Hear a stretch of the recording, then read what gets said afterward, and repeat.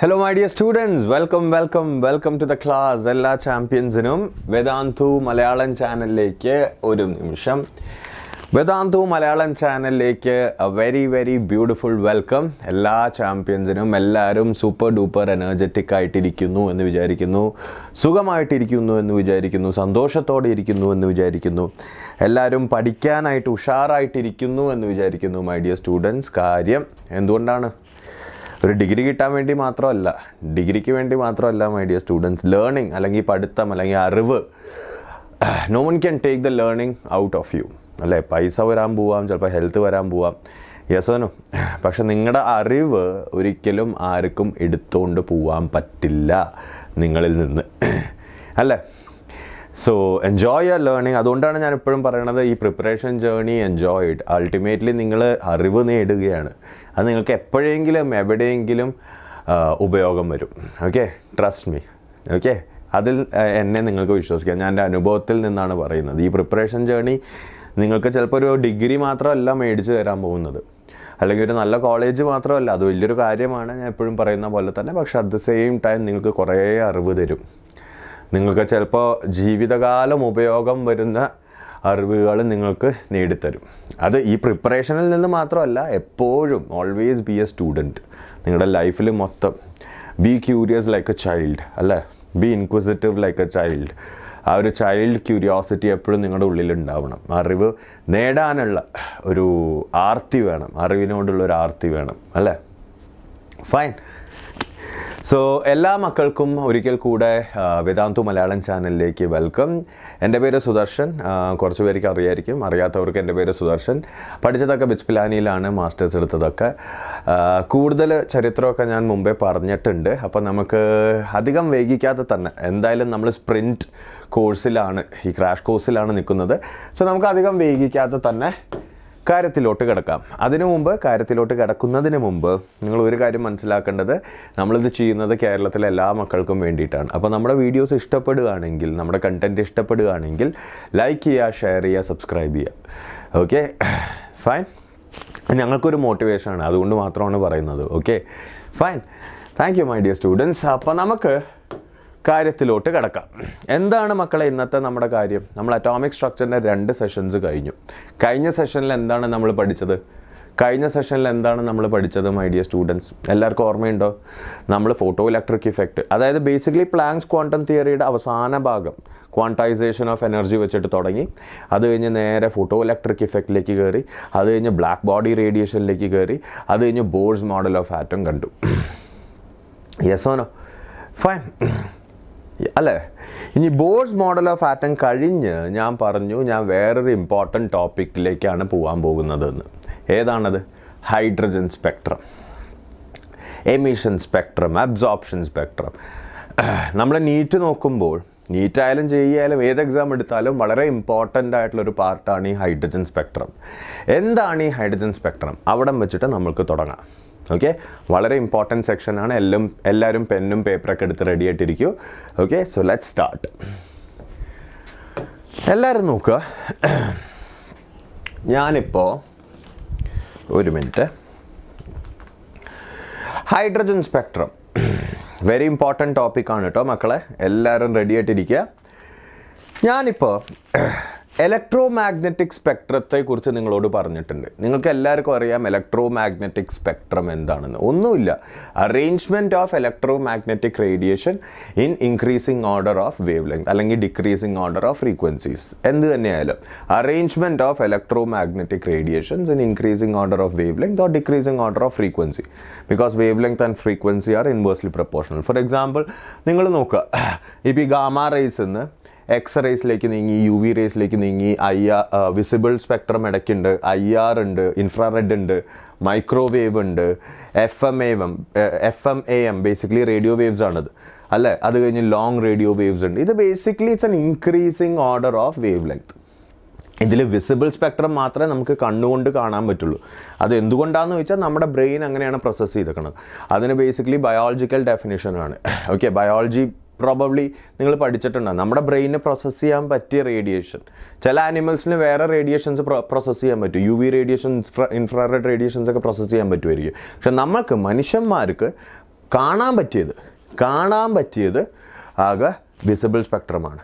പക്ഷേ electro magnetic spectrum എന്ന് ഉദ്ദേശിച്ചത് ഈ കണ്ടിന്യൂസ് സ്പെക്ട്രമാണ് കേട്ടോ.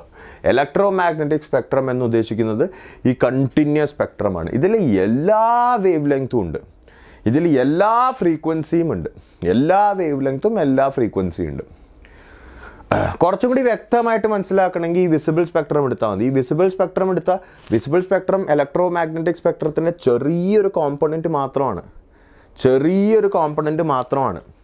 ഈ വിസിബിൾ സ്പെക്ട്രം എടുത്തു കഴിഞ്ഞാൽ ഇപ്പോൾ നിങ്ങൾ നോക്കുക, 450 നാനോമീറ്റർ, 450 നാനോമീറ്റർ ടു 750 നാനോമീറ്റർ എന്ന് പറഞ്ഞ ചെറിയൊരു സ്പെക്ട്രം അല്ലെങ്കിൽ ചെറിയൊരു റേഞ്ച് മാത്രമേ വിസിബിൾ സ്പെക്ട്രത്തിനുള്ളൂ.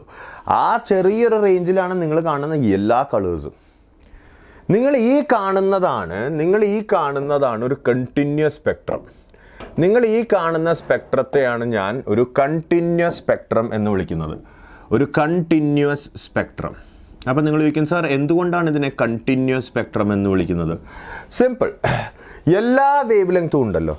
അതായത് ഇടയ്ക്കൊരു ബ്ലാക്ക് മാർക്കോ ഒന്നും വന്നില്ല. ബ്ലാക്ക് മാർക്ക് എന്ന് ഉദ്ദേശിക്കുന്നത് ഇടയ്ക്കൊരു കളർ മിസ്സിംഗ് ഒന്നുമല്ല, ഒരു സ്മൂത്ത് ട്രാൻസിഷനാണ്.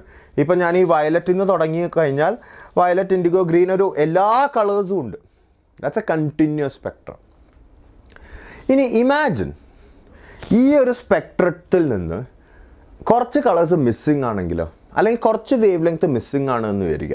ഫോർ എക്സാമ്പിൾ ഞാൻ സിമ്പിളായിട്ട് പറഞ്ഞുതരാം. സപ്പോസ് ഈ ഒരു 570 നാനോമീറ്റർ എന്ന് നിങ്ങളിവിടെ കണ്ടോ, 570 നാനോമീറ്റർ. ഇവിടെ ഞാനൊരു ബ്ലാക്ക് ലൈൻ വരയ്ക്കുകയാണ്. ബ്ലാക്കിൻ്റെ അർത്ഥം എന്താണ്? അതിൻ്റെ അർത്ഥം ആ കളർ മിസ്സിംഗ് ആണെന്നാണ്. ബ്ലാക്ക് ഇസ് ബേസിക്കലി വാട്ട്, അല്ലെങ്കിൽ dark colour is or darkness is basically what, absence of ലൈറ്റിനെയാണ് ഡാർക്ക് എന്ന് വിളിക്കുന്നത്. സോ ബേസിക്കലി ഇവിടെ ഈ വേവ് ലെങ്ത്ത് മിസ്സിംഗ് ആണെന്ന് വിചാരിക്കുക. അപ്പോൾ നിങ്ങൾ വിചാരിക്കും, സാർ അതെങ്ങനെ മിസ്സിംഗ് ആവും സാർ?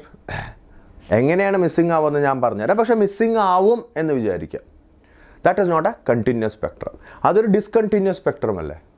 കണ്ടിന്യൂറ്റി ബ്രേക്കായി അവിടെ.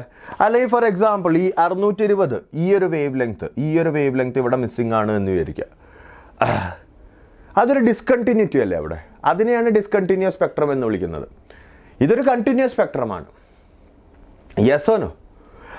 അപ്പം ഞാനിപ്പം നിങ്ങൾക്ക് പറഞ്ഞു തരാൻ പോകുന്നത് എങ്ങനെയാണ് ഈ continuity of a spectrum break ആവുന്നത്, അല്ലെങ്കിൽ ആരാണ് ബ്രേക്ക് ചെയ്യുന്നത്. Who is that notorious guy? ആരാണ് ആ കള്ളൻ? നമുക്ക് മനസ്സിലാക്കാം മൈ ഡിയർ സ്റ്റുഡൻസ്. വളരെ സിമ്പിളാണ്, വളരെ രസകരമായിട്ടുള്ളൊരു കോൺസെപ്റ്റാണിത്. എല്ലാവരും കാണുക.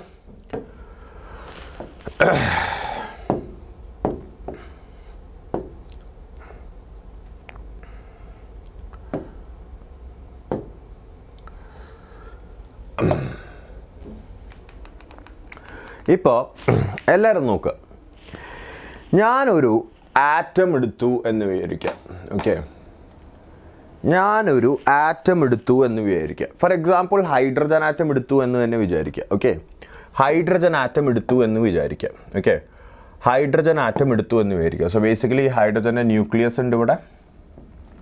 ഓക്കെ, അത് കഴിഞ്ഞാൽ അതിൻ്റെ ചുറ്റും ഓർബിറ്റ്സ് ഉണ്ട്. ഇപ്പോൾ തൽക്കാലം നമ്മൾ ഫോളോ ചെയ്യുന്ന ബോർസ് മോഡലാണ്, അല്ലേ? ഇങ്ങനെ ഒരു ആറ്റം എടുത്തു എന്ന് വിചാരിക്കുക. ഓക്കെ, ഞാനിനി എൻ്റെ ഇവിടെ ഒരു ഇലക്ട്രോൺ ഉണ്ട്. ഫസ്റ്റ് ഓർബിറ്റിൽ ഒരു ഇലക്ട്രോൺ ഇരിക്കുന്നുണ്ട്. സുഖമായിട്ട് അത് ചുറ്റിക്കൊണ്ടിരിക്കുകയാണ്, ന്യൂക്ലിയസിനെ ചുറ്റിക്കൊണ്ടിരിക്കുകയാണ്. Okay, imagine white light. Imagine white light is passed, or basically light is passed onto this atom. അപ്പോൾ നിങ്ങൾ ചോദിക്കും, സാർ ഒറ്റ ആറ്റമായിട്ട് എക്സിസ്റ്റ് ചെയ്യില്ലല്ലോ, കുറേ മൾട്ടിപ്പിൾ ആറ്റംസ് ഉണ്ടാവില്ലേ? അതൊന്നും നിങ്ങൾ തൽക്കാലം ആലോചിക്കേണ്ട. ഒരൊറ്റ ആറ്റം ഉണ്ടെന്ന് വിചാരിക്കുക. Imagine white light is pass through it. വളരെ സിമ്പിളായിട്ടുള്ളൊരു ഡെഫിനിഷനാണ്. നിങ്ങൾക്കറിയാം വൈറ്റ് ലൈറ്റിൽ കുറേ കളേഴ്സ് ഉണ്ടാവും. റെഡ് തൊട്ട് വയലറ്റ് വരെ ഉണ്ടാവും. പക്ഷേ ഞാനിപ്പോൾ തൽക്കാലം എല്ലാ കളേഴ്സൊന്നും മാർക്ക് ചെയ്യുന്നില്ല. ഞാൻ തൽക്കാലം 3 കളേഴ്സ് മാർക്ക് ചെയ്യാം. ഓക്കെ, ഇത് ഇമാജിൻ ദാറ്റ് കുറേ കളേഴ്സ് ഉണ്ട്, ഇതെല്ലാം കൂടി ചേർന്നാണ് വൈറ്റ് ലൈറ്റ് വരുന്നത്. അതായത് കുറേ വേവ് ലെങ്സ് ഉണ്ട്, അല്ലെങ്കിൽ കുറേ ഫ്രീക്വൻസീസ് ഉണ്ട്, ഇതെല്ലാം കൂടി ചേർന്നാണ് വൈറ്റ് ലൈറ്റ് വരുന്നത്. പക്ഷേ ഞാനത് സ്പ്ലിറ്റാക്കി കാണിച്ചു എന്നേ ഉള്ളൂ. ഇതിൽ സപ്പോസ് ഈ വരുന്ന പച്ച photon, so basically these are photons. ഗ്രീനിൻ്റെ ഫോട്ടോൺ, റെഡിൻ്റെ ഫോട്ടോൺ, വയലറ്റിൻ്റെ ഫോട്ടോൺ. ഈ ഗ്രീൻ ഫോട്ടോണിനെ ഈ ഇലക്ട്രോൺ അങ്ങോട്ട് അബ്സോർബ് ചെയ്തു. എന്തിനു അബ്സോർബ് ചെയ്തു? ഇലക്ട്രോൺ നോക്കുമ്പോൾ അത് ബോറടിച്ചിരിക്കുകയാണ്. അത് ഈ ഫോട്ടോണെ അബ്സോർബ് ചെയ്ത് നേരെ ഫോർ എക്സാമ്പിൾ തേർഡ് ഓർബിറ്റിലേക്ക് ചാടി. അപ്പോൾ നിങ്ങൾ ചോദിക്കും സാർ ഗ്രീനിനെ അബ്സോർബ് ചെയ്താൽ എപ്പോഴും തേർഡിലേക്ക് ആയിരിക്കുമോ ചാടുക? അങ്ങനെയൊന്നും ഞാൻ പറഞ്ഞിട്ടില്ല. ഇതൊരു എക്സാമ്പിൾ മാത്രമാണ്. ആ ഫോട്ടോണിൻ്റെ എനർജി നിങ്ങൾക്കറിയാം. ലെറ്റസ് സേ തേർഡ് ഓർബിറ്റിൻ്റെ എനർജി മൈനസ് ഫസ്റ്റ് ഓർബിറ്റിൻ്റെ energy is equal to the energy of the green photon. Yes or no? Simple. വെറുതെ ഞാൻ പറഞ്ഞു എന്നേ ഉള്ളൂ, അങ്ങനെ ആവണമെന്നില്ല, അസ്യൂം ചെയ്യുക. സോ ബേസിക്കലി ആ ഗ്രീൻ ഫോട്ടോൺ അങ്ങോട്ട് അബ്സോർബ് ചെയ്തപ്പോൾ this electron jumped into the third orbit. ബാക്കി രണ്ടെണ്ണം അബ്സോർബ് ചെയ്തില്ല എന്ന് വിചാരിക്കുക. ബേസിക്കലി ഈ പുറത്തോട്ട് വരുന്ന രണ്ട് സ്പെക്ട്രം പുറത്തോട്ട് വരുന്ന രണ്ട് കളേഴ്സ് ഏതായിരിക്കും മൈ ഡിയർ സ്റ്റുഡൻസ്? ഈ ആറ്റത്തിൻ്റെ പുറത്തോട്ട് വരുന്ന രണ്ട് കളേഴ്സ് ഏതായിരിക്കും? ഒന്ന് ഒബ്വിയസ്ലി റെഡ് കളർ വരും, യെസ് ഓർ നോ? ഒന്ന് ഈ ബ്ലൂ കളർ വരും. ഏതാണ് മിസ്സിങ്? ആരാണ് മിസ്സിങ്? ഗ്രീൻ കളർ മിസ്സിങ് ആണ്. എന്നിട്ട് ഞാൻ എന്ത് ചെയ്തു എന്ന് വെച്ചാൽ ഞാനിവിടെ ഒരു സ്ക്രീൻ വെച്ചു എന്ന് വിചാരിക്കുക. ഇതൊരു വളരെ സിമ്പിൾ എക്സ്പ്ലനേഷൻ ആണ്. ഞാൻ അവിടെ ഒരു സ്ക്രീൻ വെച്ച് കഴിഞ്ഞാൽ എനിക്ക് കിട്ടാൻ പോകുന്നത് ഈ റെഡിൻ്റെ ഒരു പാച്ച് കിട്ടും, യെസ് ഓർ നോ? ഫൈൻ. ബ്ലൂവിൻ്റെ ഒരു പാച്ച് കിട്ടും, റെഡിൻ്റെ ഒരു പാച്ച് കിട്ടും, ബ്ലൂവിൻ്റെ ഒരു പാച്ച് കിട്ടും. വളരെ സിമ്പിൾ എക്സ്പ്ലനേഷൻ ആണ്. ഓക്കെ, എക്സ്പെരിമെൻറ്റ്സിൽ കുറച്ച് വ്യത്യാസമൊക്കെ ഉണ്ട്, ഇങ്ങനെയല്ല. നേരെ മറിച്ച് ഗ്രീനിൻ്റെ അവിടെ ഒരു ബ്ലാക്ക് പാച്ച് കിട്ടും, ബേസിക്കലി ഡാർക്ക്. ആ ഗ്രീൻ കളർ മിസ്സിങ് ആണ്. ഈ കാണുന്നതാണ് ഒരു ഡിസ്കണ്ടിന്യൂസ് സ്പെക്ട്രം. നിങ്ങൾക്ക് ആദ്യം വൈറ്റ് ലൈറ്റ്, ഇപ്പോൾ ഞാൻ ഇവിടെ ഒരു പ്രിസം വെച്ചിരുന്നെങ്കിൽ ഈ വൈറ്റ് ലൈറ്റ് സ്പ്ലിറ്റായി നിങ്ങൾ എല്ലാ കളേഴ്സും കാണും. ബേസിക്കലി ഇതൊരു വൈറ്റ് ലൈറ്റ് ആയിട്ടാണ് വരുന്നത്, അത് സ്പ്ലിറ്റായി എല്ലാ കളേഴ്സും കാണും, യെസ് ഓ നോ? ഞാൻ ഈ പുറത്തോട്ട് വരുന്ന കളേഴ്സിൻ്റെ ഇവിടെ ഒരു പ്രിസം വെച്ചു, എന്നിട്ട് അതിനെ സ്പ്ലിറ്റ് ചെയ്യിച്ചു, എന്നിട്ട് ഒരു സ്ക്രീനിൽ പ്രൊജക്റ്റ് ചെയ്തപ്പോൾ ഈ പുറത്തോട്ട് വരുന്ന കളേഴ്സിൻ്റെ സ്പ്ലിറ്റ് ചെയ്യിപ്പിച്ചു, basically dispersion, yes or no? Through a prism. എന്നിട്ട് ഒരു സ്ക്രീനിൽ അത് ക്യാപ്ചർ ചെയ്തപ്പോൾ എനിക്ക് മനസ്സിലായി അതിൽ ഒരു കളർ മിസ്സിങ് ആണ്. ഏത്? Green colour. എന്തുകൊണ്ടാണ്? Electron absorbed it. ഞാനിവിടെ കാണുന്നതാണ്, this is a very simple explanation of absorption spectrum. അതായത് ഈ ഹൈഡ്രജനിൽ ഒളിഞ്ഞിരിക്കുന്ന ഈ ഇലക്ട്രോൺ ഈ ഗ്രീൻ കളർ അബ്സോർബ് ചെയ്ത് കഴിഞ്ഞ് ബാക്കിയുള്ള കളേഴ്സിനെ ഞാൻ പ്രൊജക്റ്റ് ചെയ്തു, ഒരു സ്ക്രീനിൽ പ്രൊജക്റ്റ് ചെയ്യുമ്പോൾ കിട്ടുന്നതാണ് അബ്സോർപ്ഷൻ സ്പെക്ട്രം. അപ്പോൾ നിങ്ങൾ ഈ വിചാരിക്കും സാറേ ഒരു ആറ്റം മാത്രമേ ഉള്ളൂ? ഇല്ല, അണ്ടർസ്റ്റാൻഡ്, കോടിക്കണക്കിന് ആറ്റംസ് ഉണ്ട്. ഈ കോടിക്കണക്കിന് ആറ്റംസിന് ഈ ഒരു ട്രാൻസിഷൻ മാത്രമല്ല, 1 to 3 ട്രാൻസിഷൻ മാത്രമല്ല, കുറേ ട്രാൻസിഷൻ. ചിലപ്പോൾ 1 to 2 പോവാം, അല്ലെങ്കിൽ 1 to 4 പോവാം, 1 to 5 പോവാം. അപ്പോഴൊക്കെ ഡിഫറെൻറ്റ് കളേഴ്സ് മിക്സിങ് ആയിരിക്കും. Yes on? ഇഷ്ടം പോലെ ആറ്റംസ് ഉണ്ടെന്ന് വിചാരിക്കുക. First atom, second atom, third atom, fourth atom, fifth atom, അങ്ങനെ എല്ലാ ആറ്റത്തിനും കുറേ കളേഴ്സ് മിസ്സിങ് ആണ്. Yes on? കാര്യം എല്ലാ ട്രാൻസിഷനും 1 to 3 ആവണമെന്നില്ല. അപ്പോൾ നിങ്ങൾ വിചാരിക്കും സാറേ എപ്പോഴും ഈ ഇലക്ട്രോൺ ഗ്രീൻ മാത്രമേ അബ്സോർബ് ചെയ്യുള്ളൂ? ഇല്ല, depends on the energy gap. ചിലപ്പോൾ 1 to 3 ചാടാനായിട്ട് ഗ്രീൻ അബ്സോർബ് ചെയ്യും, 1 to 2 ചാടാനായിട്ട് വേറെ കളർ അബ്സോർബ് ചെയ്യും, യെസ് ഓ നോ? 1 to 4 ചാടാനായിട്ട് വേറെ കളർ അബ്സോർബ് ചെയ്യും, യെസ് ഓ നോ? അങ്ങനെ എല്ലാ ആറ്റംസിൻ്റെയും പുറത്തോട്ട് വരുന്ന റേഡിയേഷനെ ഞാൻ സ്ക്രീനിൽ പ്രൊജക്റ്റ് ചെയ്യുമ്പോൾ കിട്ടുന്നതാണ് അതിൻ്റെ അബ്സോർപ്ഷൻ സ്പെക്ട്രം. ആൻഡ് ഒബ്വിയസ്ലി നിങ്ങൾ മനസ്സിലാക്കേണ്ട ഒരു കാര്യം, absorption spectrum is unique for an atom. അതായത് ഒരു ആറ്റത്തിൻ്റെ അബ്സോർപ്ഷൻ സ്പെക്ട്രം വേറൊരു ആറ്റത്തിൻ്റെ അബ്സോർപ്ഷൻ സ്പെക്ട്രം കണ്ടാലും ഡിഫറൻസ് ഉണ്ടാവും. എന്തുകൊണ്ടാണ്? വളരെ സിമ്പിളാണ്. എന്തുകൊണ്ടാണ് ഡിഫറൻസ് വരുന്നത്? കാര്യം അതിൻ്റെ എനർജി ലെവൽസിന് ഡിഫറൻസ് ഉണ്ട്. ഫോർ എക്സാമ്പിൾ ഹൈഡ്രജൻ്റെ 1 to 3 ജമ്പിന് ഫസ്റ്റ് ഓർബിറ്റിൽ നിന്ന് തേർഡ് ഓർബിറ്റിലേക്ക് ജമ്പ് ചെയ്യാനായിട്ട് നമ്മളിവിടെ കൊടുത്തിരിക്കുന്നത് ഗ്രീൻ കളറാണ്. പക്ഷേ വേറൊരു ആറ്റം എടുക്കുമ്പോൾ, ഫോർ എക്സാമ്പിൾ ഹീലിയത്തിൻ്റെ എടുക്കുമ്പോൾ 1 to 3 ജമ്പ് ചെയ്യാനായിട്ട് ചിലപ്പോൾ വേറെ വേവ് ലെങ്ത് വേണ്ടി വരും. കാര്യം എന്താണ്? അതിൻ്റെ എനർജി ലെവൽസ് ഡിഫറെൻ്റ് ആണ്. അപ്പോൾ ഇതിൻ്റെ എനർജി ഗ്യാപ്പ് ആയിരിക്കില്ല ഹീലിയത്തിൻ്റെ എനർജി ഗ്യാപ്പ്, ഇതിൻ്റെ എനർജി ഗ്യാപ്പ് ആയിരിക്കില്ല ഹീലിയത്തിൻ്റെ എനർജി ഗ്യാപ്പ്. മനസ്സിലായോ? ഹൈഡ്രജൻ്റെ എനർജി ഗ്യാപ്പ് ആയിരിക്കില്ല ഹീലിയത്തിൻ്റെ എനർജി ഗ്യാപ്പ്. അപ്പം ഇവിടെ ഗ്രീൻ മിസ്സിംഗ് ആണെങ്കിൽ ചിലപ്പോൾ ഹീലിയത്തിൻ്റെ അവിടെ വേറെ എന്തെങ്കിലും ആയിരിക്കും മിസ്സിങ്. അപ്പോൾ അബ്സോർപ്ഷൻ സ്പെക്ട്രം എല്ലാ ആറ്റത്തിനും ഡിഫറെൻ്റ് ആണ്. അതുകൊണ്ട് തന്നെയാണ് സയൻറ്റിസ്റ്റ് ചിലപ്പോൾ ഈ അബ്സോർപ്ഷൻ സ്പെക്ട്രം യൂസ് ചെയ്ത് ഒരു ആറ്റം ഏതാണെന്ന് തന്നെ മനസ്സിലാക്കാൻ പറ്റും. അബ്സോർപ്ഷൻ സ്പെക്ട്രം നോക്കിയാൽ നമുക്ക് മനസ്സിലാവും ഏത് ആറ്റത്തിൻ്റെ അബ്സോർപ്ഷൻ സ്പെക്ട്രമാണ് അത്. Got it. ഇനി ഞാൻ വേറെ രസകരമായിട്ടുള്ളൊരു കാര്യം പറഞ്ഞുതരാം. ഈ ചാടിയ കുറുമ്പനില്ലേ, ഈ ചാടിയ ഇലക്ട്രോൺ അവന് കുറച്ച് കഴിഞ്ഞാൽ ബോറടിക്കും. അതായത് ലോ ഓഫ് നേച്ചറിൻ്റെ സ്വഭാവം എന്താണ്?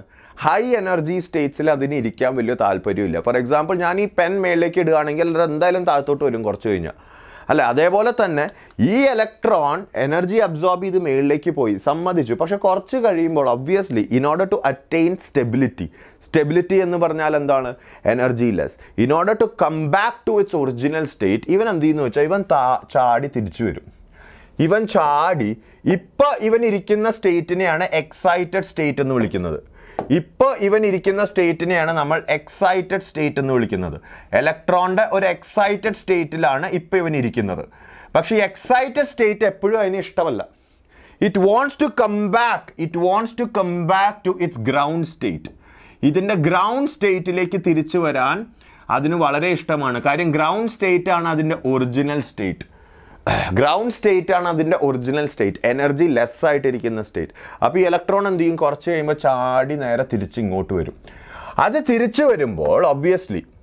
തിരിച്ചു വരുമ്പോൾ നിങ്ങൾ മനസ്സിലാക്കേണ്ട ഒരു കാര്യം, ഗ്രീൻ ലൈറ്റ് അബ്സോർബ് ചെയ്തിട്ടാണ് ഇത് ചാടി മൂന്നാമത്തേലേക്ക് എത്തിയത്. അത് ചാടി തിരിച്ചെത്തുമ്പോൾ ഡോണ്ട് യു തിങ്ക് അവൻ കഴിച്ചതൊക്കെ അവൻ പുറത്തേക്ക് വിടും, അല്ലേ? 1 നിന്ന് 3 ചാടാൻ ഗ്രീൻ അബ്സോർബ് ചെയ്തു, 3 നിന്ന് 1 ചാടാനായിട്ട് ഗ്രീൻ എമിറ്റ് ചെയ്യണം. സിമ്പിൾ. Yes or no? ഈ എമിറ്റ് ചെയ്തതും ഞാൻ ക്യാപ്ചർ ചെയ്യാമെന്ന് വിചാരിക്കാം. ഇവിടെ ഞാനൊരു സ്ക്രീൻ വെച്ചു. ഈ എമിറ്റ് ചെയ്തത് ഞാൻ ക്യാപ്ചർ ചെയ്യുമ്പോൾ എനിക്കിവിടെ ഒരു ഗ്രീൻ പാച്ച് കിട്ടും. പക്ഷെ ബാക്കി എല്ലായിടത്തും എനിക്ക് കിട്ടാൻ പോകുന്നത് ബ്ലാക്ക് ആയിരിക്കും. ആ കാണുന്നതാണ് മൈ ഡിയർ സ്റ്റുഡൻസ് ഇപ്പം ഞാൻ പറഞ്ഞതാണ് എമിഷൻ സ്പെക്ട്രം. അതായത് തിരിച്ച് ഒരു ഹയർ ഓർബിറ്റിൽ നിന്ന് ലോവർ ഓർബിറ്റിലേക്ക് ചാടുമ്പോൾ ഇലക്ട്രോൺ വിൽ എമിറ്റ് റേഡിയേഷൻ. ഒരു ലോവർ ഓർബിറ്റിൽ നിന്ന് ഹയർ ഓർബിറ്റിലേക്ക് ചാടുമ്പോൾ ഇലക്ട്രോൺ അബ്സോർബ്സ് റേഡിയേഷൻ. അങ്ങനെ അബ്സോർബ് ചെയ്ത് കിട്ടുന്നതാണ് അബ്സോർപ്ഷൻ സ്പെക്ട്രം. അപ്പോൾ ആ അബ്സോർബ് ചെയ്ത കളർ മാത്രം അവിടെ ഡാർക്ക് ആയിരിക്കും. നേരെ മറിച്ച് ഹയറിൽ നിന്ന് ലോവറിലേക്ക് ചാടുമ്പോൾ അത് എമിറ്റ് ചെയ്യും. എന്തൊക്കെ അത് അബ്സോർബ് ചെയ്തോ അത് എമിറ്റ് ചെയ്യും. ആ എമിറ്റ് ചെയ്തത് ക്യാപ്ചർ ചെയ്യുമ്പോൾ കിട്ടുന്നതാണ് എമിഷൻ സ്പെക്ട്രം, അല്ലെങ്കിൽ പ്രൊജക്റ്റ് ചെയ്യുമ്പോൾ കിട്ടുന്നതാണ് എമിഷൻ സ്പെക്ട്രം. സിമ്പിളായിട്ടുള്ളൊരു ലോജിക്ക് ഞാൻ പറഞ്ഞുതരാം. ഈ അബ്സോർപ്ഷൻ സ്പെക്ട്രം, ഈ ഹൈഡ്രജൻ്റെ അബ്സോർപ്ഷൻ സ്പെക്ട്രവും എമിഷൻ സ്പെക്ട്രവും എടുത്ത് ഓവർലാപ്പ് ചെയ്തു എന്ന് വിചാരിക്കാം. കറക്റ്റായിട്ട് ഈ ഗ്രീൻ വന്ന് ഇവിടെ ഫിറ്റ് ആവില്ലേ? എനിക്ക് കണ്ടിന്യൂസ് സ്പെക്ട്രം കിട്ടില്ലേ? Yes or no? So basically ഒരു ആറ്റത്തിൻ്റെ അബ്സോർപ്ഷൻ സ്പെക്ട്രവും എമിഷൻ സ്പെക്ട്രവും എടുത്ത് ഓവർലാപ്പ് ചെയ്ത് കഴിഞ്ഞാൽ എനിക്ക് കണ്ടിന്യൂസ് സ്പെക്ട്രം കിട്ടും. ബേസിക്കലി അബ്സോർപ്ഷൻ സ്പെക്ട്രത്തിൽ നിന്ന് മിസ്സിങ് ആയതാണ് എമിഷൻ സ്പെക്ട്രത്തിൽ വരാൻ പോകുന്നത്. Okay, fine. അത് നിങ്ങൾക്ക് ബേസിക്കലി ഡയഗ്രാം കണ്ടാൽ മനസ്സിലാവും. Continuous spectrum, absorption spectrum, emission spectrum. Continuous സ്പെക്ട്രത്തിൽ ഒരു ഡാർക്ക് ലൈനും ഇല്ല. അബ്സോർപ്ഷൻ സ്പെക്ട്രത്തിൽ നോക്കൂ, ഇവിടെ ഡാർക്ക് ലൈൻസ് ഉണ്ട്.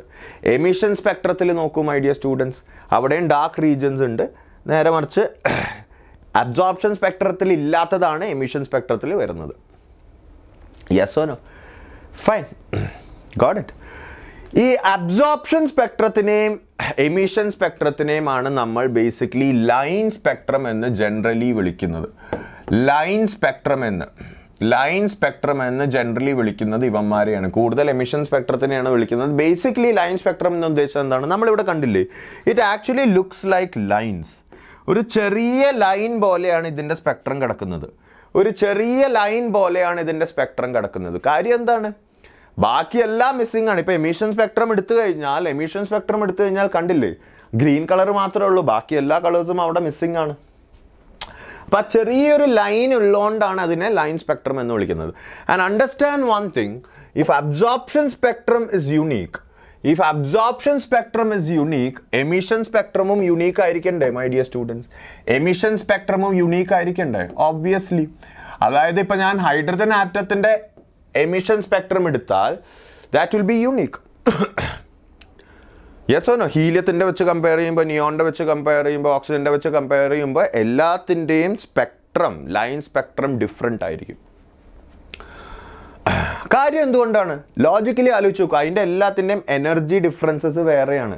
ഇപ്പം ഞാൻ നേരത്തെ പറഞ്ഞ പോലെ ഹൈഡ്രജനിൽ നമ്മളിപ്പോൾ എടുത്ത എക്സാമ്പിളിൽ, ഈ റാൻഡം എക്സാമ്പിളിൽ നമ്മൾ ഈ ആറ്റത്തിൻ്റെ ഫസ്റ്റ് ഓർബിറ്റിൽ നിന്ന് മൂന്നാമത്തെ ഓർബിറ്റിലേക്ക് ചാടാൻ ഗ്രീൻ ലൈറ്റാണ് ഉപയോഗിച്ചത്. റാൻഡമായിട്ട് ഞാൻ പറഞ്ഞു എന്നുള്ളൂ. വേറൊരു ആറ്റം എടുക്കുകയാണെങ്കിൽ അതിൻ്റെ ഫസ്റ്റ് ടു 3 ചാടാനായിട്ട് ചിലപ്പോൾ ഗ്രീൻ ആയിരിക്കില്ല. കാര്യം അതിൻ്റെ എനർജി ഡിഫറൻസ് വേറെ ആയിരിക്കും. നമ്മൾ ബോർസ് മോഡൽ ഓഫ് ആറ്റത്തിൽ കണ്ടു, എല്ലാ ആറ്റത്തിൻ്റെയും എല്ലാ ഓർബിറ്റിൻ്റെയും energy depends on the atomic number also. Remember, -13.6 Z² by n² ആണ്. Z² by n² ആണ്. Z മാറ്റർ ചെയ്യുന്നുണ്ട്, അറ്റോമിക് നമ്പർ മാറ്റർ ചെയ്യുന്നുണ്ട്.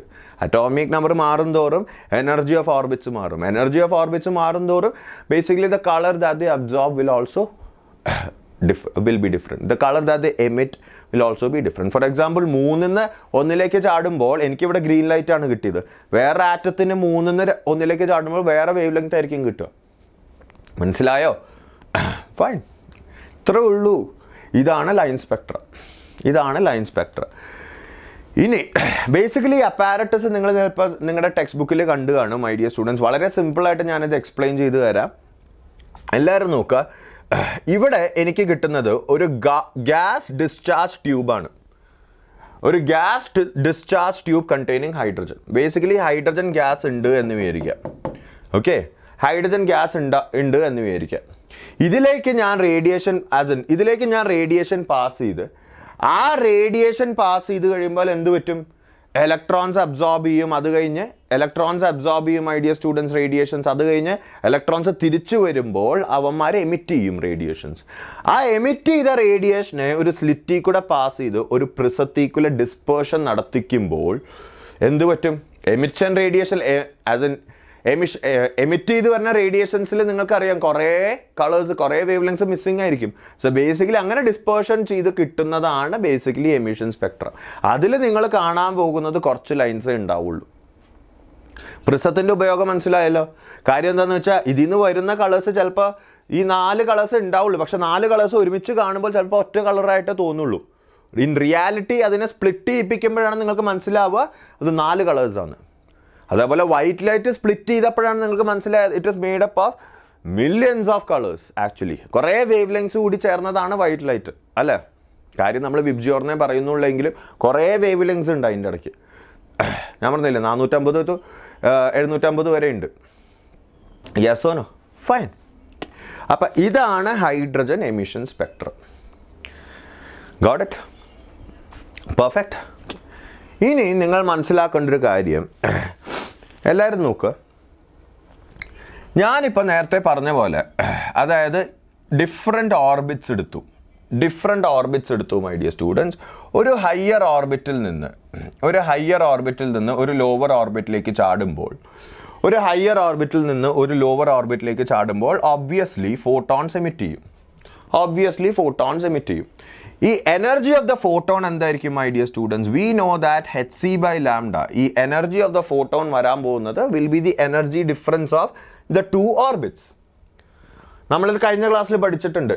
അതായത് ഇവിടെ 50, ഈ ഓർബിറ്റിൻ്റെ എനർജി 50 ആണ്, ഈ ഓർബിറ്റിൻ്റെ എനർജി 10 ആണ്. 50 to 10ലേക്ക് ചാടണമെങ്കിൽ ഞാൻ പുറത്ത് വരുന്ന ഫോട്ടോണിൻ്റെ എനർജി 40 ആയിരിക്കണ്ടേ? 50 ഇതാണ് ഈ ഓർബിറ്റിൻ്റെ എനർജി, 10 ആണ് ഈ ഓർബിറ്റിൻ്റെ എനർജി. 50 to 10 ചാട്ടം നടത്തണമെങ്കിൽ ഞാൻ പുറത്തേക്ക് വിടേണ്ട എനർജി 40 ആയിരിക്കണം. Simple. So energy of the photon, പുറത്തേക്ക് വിടുന്ന എനർജി എപ്പോഴും ഫോട്ടോൺ ആയിരിക്കും. ഫോട്ടോൺ ആയിരിക്കും പുറത്തോട്ട് വരുന്നത്. ഫോട്ടോണിൻ്റെ എനർജി hc by lambda ആണ്, അല്ലെങ്കിൽ h mu ആണ്. ഈ hc by lambda is equal to E2 minus E1. സമ്മതിച്ചോ? നിങ്ങൾ കഴിഞ്ഞ ക്ലാസ്സിൽ പഠിച്ചിട്ടുണ്ട്. E2 is basically energy of the higher orbit, E1 is basically energy of lower orbit. ഇതിൽ പല കൺഫ്യൂഷൻ വരാൻ പാടില്ല കേട്ടോ. എപ്പോഴും വിചാരിക്കും സ്റ്റുഡൻസ് വിചാരിക്കും സാർ E2 എന്ന് വെച്ചാൽ സെക്കൻഡ് ഓർബിറ്റ് ആണോ? അല്ല, അത് ഹയർ ഓർബിറ്റ്. E2 എന്ന് ഉദ്ദേശിക്കുന്നത് ഹയർ ഓർബിറ്റ്, E1 എന്ന് ഉദ്ദേശിക്കുന്നത് lower orbit. Okay, so basically എല്ലാവരും നോക്കുക, ഞാൻ ഈ വാല്യൂ ഇടാം. E2യുടെ വാല്യൂ എന്താണ്? In joules. ഇൻ ജൂൾസ് എന്താണ് my dear students? -2.18 into 10 power minus, അതായത് E2 മൈനസ് E1 മൊത്തം എടുക്കുകയാണെങ്കിൽ, ഞാനത് ഓൾറെഡി കഴിഞ്ഞ ക്ലാസ്സിൽ ഡിറൈവ് ചെയ്തതാണ് my dear students. So basically ഞാനത് ഇവിടെ കാണിക്കുന്നില്ല. 2.18 into 10 power minus 18 into z square into 1/n1 square minus 1/n2 square. Basically E2യുടെ ഫോർമുല, എനർജി ഓഫ് എൻ ഓർബിറ്റിൻ്റെ ഫോർമുല എന്താണ്? -2.18 into 10 power minus 18 z square by n square. Yes or no? In joules. Okay, electron volt ആണെങ്കിൽ ഇവിടെ 13.6 വരും, അത്രേ ഉള്ളൂ difference. പക്ഷേ നമ്മളിവിടെ ജൂൾസിലാണ് കാൽക്കുലേറ്റ് ചെയ്യണത്. അപ്പോൾ 2.18 into 10 power minus 18 z square into 1/n1 square minus 1/n2 square. ഇപ്പോൾ n1 2 n2 3 ആണെങ്കിൽ ഇവിടെ 2 സ്ക്വയറും അവിടെ 3 സ്ക്വയറും വരും. പുറത്ത് വരുന്ന photon will be equal to സെഡിൻ്റെ വാല്യൂയും കൂടി ഇടുക, that will be the energy of the photon. ഇനി മൈ ഡിയർ സ്റ്റുഡൻസ്, ഞാനിപ്പോൾ ഈ hc വാല്യൂ നേരെ ഇതിൻ്റെ ഡിനോമിനേറ്ററിലേക്ക് എടുത്തു കഴിഞ്ഞാൽ, ഈ 1/λ എന്താണ്? Wave number. ബേസിക്കലി നമ്മൾ പുറത്ത് വിടാൻ പോകുന്ന ഫോട്ടോണിൻ്റെ wave number will be equal to എന്തായിരിക്കും? 2.18 into 10 power minus 18 divided by hc into z square into 1/n1 square minus 1/n2 square. നമ്മൾ ഈ വാല്യൂ സബ്സ്റ്റിറ്റ്യൂട്ട് ചെയ്ത് കഴിയുമ്പോൾ കിട്ടുന്നതാണ് R value. Basically, wave number of the photon that comes out is equal to 1/λ is equal to R into, അല്ലെങ്കിൽ RH എന്ന് ചിലപ്പോൾ ചില ബുക്സിൽ കൊടുക്കാറുണ്ട്, z square into 1/n1 square minus 1/n2 square. ഹെച്ചിൻ്റെയും സിയുടെയും വാല്യൂ കൊടുത്തു കഴിഞ്ഞാൽ ഇവിടെ കിട്ടുന്നതാണ് R വാല്യൂ. ഈ R വാല്യൂ എന്നുള്ളത് is nothing but Rydberg's constant. നിങ്ങൾ പേടിക്കൊന്നും വേണ്ട. It is nothing but 2.18 into 10 power minus 18 divided by hc. നാളെ നീറ്റ് എക്സാമിനേഷനിൽ ആറിൻ്റെ വാല്യൂയുടെ ഫോർമുല ചോദിച്ചു കഴിഞ്ഞാൽ ഇതാണ് formula. Yes or no? That is equal to 109,677 centimetre inverse. അതായത് ബേസിക്കലി നമുക്ക് വേവ് നമ്പർ ഈ ഫോർമുല ആറിൻ്റെ വാല്യൂ ഇട്ട് കഴിഞ്ഞിട്ട് n1ൻ്റെ വാല്യൂവും n2യുടെ വാല്യൂവും സെഡിൻ്റെ വാല്യൂവും ഇട്ട് കഴിഞ്ഞാൽ കിട്ടാൻ പോകുന്ന വേവ് നമ്പർ സെൻറ്റിമീറ്റർ ഇൻവേഴ്സിലായിരിക്കും. നിങ്ങൾ വേണമെങ്കിൽ കാൽക്കുലേറ്റ് ചെയ്ത് നോക്കിക്കോളൂ my dear students. Will be close to that value. So basically അവർ നീറ്റിലൊരു ചോദ്യം ചോദിച്ചു, ഹൈഡ്രജൻ ആറ്റം എടുക്കുകയാണ്. ഹൈഡ്രജൻ ആറ്റം എടുക്കുമ്പോൾ സെഡിൻ്റെ വാല്യൂ എന്താണ്? 1. ഓക്കെ, ഒരു ഇലക്ട്രോൺ ചാടുകയാണ്. എവിടെ നിന്ന്? n2 ഈക്വൽ ടു 5 നിന്ന് n1 ഇസ് ഈക്വൽ ടു 2 ചാടുകയാണ്. സിമ്പിളായിട്ട് n2 ഈക്വൽ ടു 5 ഇടുക ഇവിടെ, n1 ഇസ് ഈക്വൽ ടു 2 ഇടുക ഇവിടെ, z ഇസ് ഈക്വൽ ടു 1 ഇടുക ഇവിടെ. ആറിൻ്റെ വാല്യൂ എന്താണ്? 109,677 ഇടുക. എനിക്ക് പുറത്തേക്ക് വരുന്ന ഫോട്ടോണിൻ്റെ വേവ് നമ്പർ കാൽക്കുലേറ്റ് ചെയ്യാൻ പറ്റും. സിമ്പിൾ ക്വസ്റ്റ്യൻ ആണ്. എങ്ങനെയാണ് ഒരു ഫോർമുലയിൽ നിന്ന് ക്വസ്റ്റ്യൻസ് ഫ്രെയിം ചെയ്യുക? Yes or no? ഈ ഫോർമുലയിൽ നിന്ന് എന്തൊക്കെ ക്വസ്റ്റ്യൻസ് ചോദിക്കാം അല്ലേ അവർക്ക്? വേവ് നമ്പർ എന്താണെന്ന് ചോദിക്കാം, അല്ലെങ്കിൽ അവന്മാർ ചിലപ്പോൾ വേവ് നമ്പർ തരും. വേവ് നമ്പർ തന്നിട്ട് ചിലപ്പോൾ n1 വാല്യൂ തരും, എന്നിട്ട് n2 വാല്യൂ കണ്ടുപിടിക്കാൻ വരും. അല്ലെങ്കിൽ n2 വാല്യൂ തരും, n1 വാല്യൂ കണ്ടുപിടിക്കാൻ വരും. z വാല്യൂ ഓൾറെഡി തന്നിട്ടുണ്ടാവും. Okay fine. R വാല്യൂ എന്താണെന്ന് മനസ്സിൽ വയ്ക്കുക. റിഡ്ബർഗ്സ് കോൺസ്റ്റൻ്റ് ആണ്. എന്താണ് R വാല്യൂയുടെ ഫോർമുല? ഇതാണ് ഫോർമുല. ഇത് വെച്ചിട്ട് പണ്ടത്തെ സയൻറ്റിസ്റ്റ് ഒരു കളി കളിച്ചു. ഇത് വെച്ചിട്ട് അവന്മാർ എന്ത് ചെയ്തു എന്ന് വെച്ചാൽ, അവന്മാർ ഹൈഡ്രജൻ ആറ്റം എടുത്തിട്ട് ഡിഫറെൻറ്റ് ട്രാൻസിഷൻസിന് അവന്മാർ വേവ് നമ്പർ കണ്ടുപിടിച്ചു. എന്താണെന്ന് വെച്ചാൽ ഞാനിത് പറഞ്ഞുതരാം. ഫോർ എക്സാമ്പിൾ, നമുക്കിപ്പോൾ ഈ ഫോർമുല അറിയാം അല്ലേ? വേവ് നമ്പറിൻ്റെ ഫോർമുല അറിയാം. wave number is equal to 1 by lambda, that is equal to RH എന്ന് ചിലപ്പോൾ ഇടും, എന്നാലും R എന്ന് ഇടാം ഞാനിവിടെ, R into Z square into 1 by N1 square minus 1 by N2 square. ഇവന്മാർ എന്ത് ചെയ്തു എന്ന് വെച്ചാൽ ഹൈഡ്രജൻ ആറ്റം എടുത്തു. ഹൈഡ്രജൻ ആറ്റം എടുക്കുമ്പോൾ Z is equal to 1. Okay, എന്നിട്ട് അവന്മാർ ആദ്യം N1 ഫിക്സ് ചെയ്ത് വെച്ചു. N1 1 ആക്കി, അതായത് ലോവർ ഓർബിറ്റ് 1 ആക്കി. N2നെ മാറ്റിക്കൊണ്ടിരുന്നു. നോക്കുക, 2 to 1 transition, 3 to 1 transition, 4 to 1 transition, 5 to 1, 6 to 1, അങ്ങനെ എല്ലാത്തിൻ്റെയും വേവ് നമ്പർ അവന്മാർ കാൽക്കുലേറ്റ് ചെയ്തു ഹൈഡ്രജനിൽ.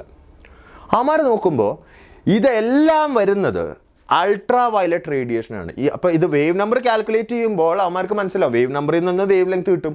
വേവ് ലെങ്ത്തിൽ നിന്ന് ആ ചാർട്ടിൽ അവർ നോക്കും, ഇലക്ട്രോ മാഗ്നറ്റിക് റേഡിയേഷൻ്റെ സ്പെക്ട്രത്തിൻ്റെ ചാർട്ടിൽ നോക്കുമ്പോൾ എല്ലാ 2 to 1, 3 to 1, 4 to 1, 5 to 1 എല്ലാം വരുന്നത് അൾട്രാ വയലറ്റ് റേഡിയേഷനാണ്. അൾട്രാ വയലറ്റ് റേഡിയേഷനാണ്. ആക്ച്വലി സത്യം പറയുകയാണെങ്കിൽ ഈ റേഡിയേഷൻസ് അവന്മാർക്ക് കാണാൻ പറ്റുന്നുണ്ടായിരുന്നില്ല. പക്ഷേ അവന്മാർക്കൊരു ഡിവൈസ് ഉണ്ടായിരുന്നു, വേവ് ലെങ്ത്തിനെ മെഷർ ചെയ്യാനുള്ളൊരു ഡിവൈസ് ഉണ്ട്. ആ ഡിവൈസ് വെച്ച് നോക്കുമ്പോൾ അവർക്ക് മനസ്സിലായി ഇത് അൾട്രാ വയലറ്റ് ആണ്. എന്തുകൊണ്ടാണ് കാണാൻ പറ്റാത്ത? അൾട്രാ വയലറ്റ് റേഡിയേഷൻസ് കാണാൻ പറ്റില്ല.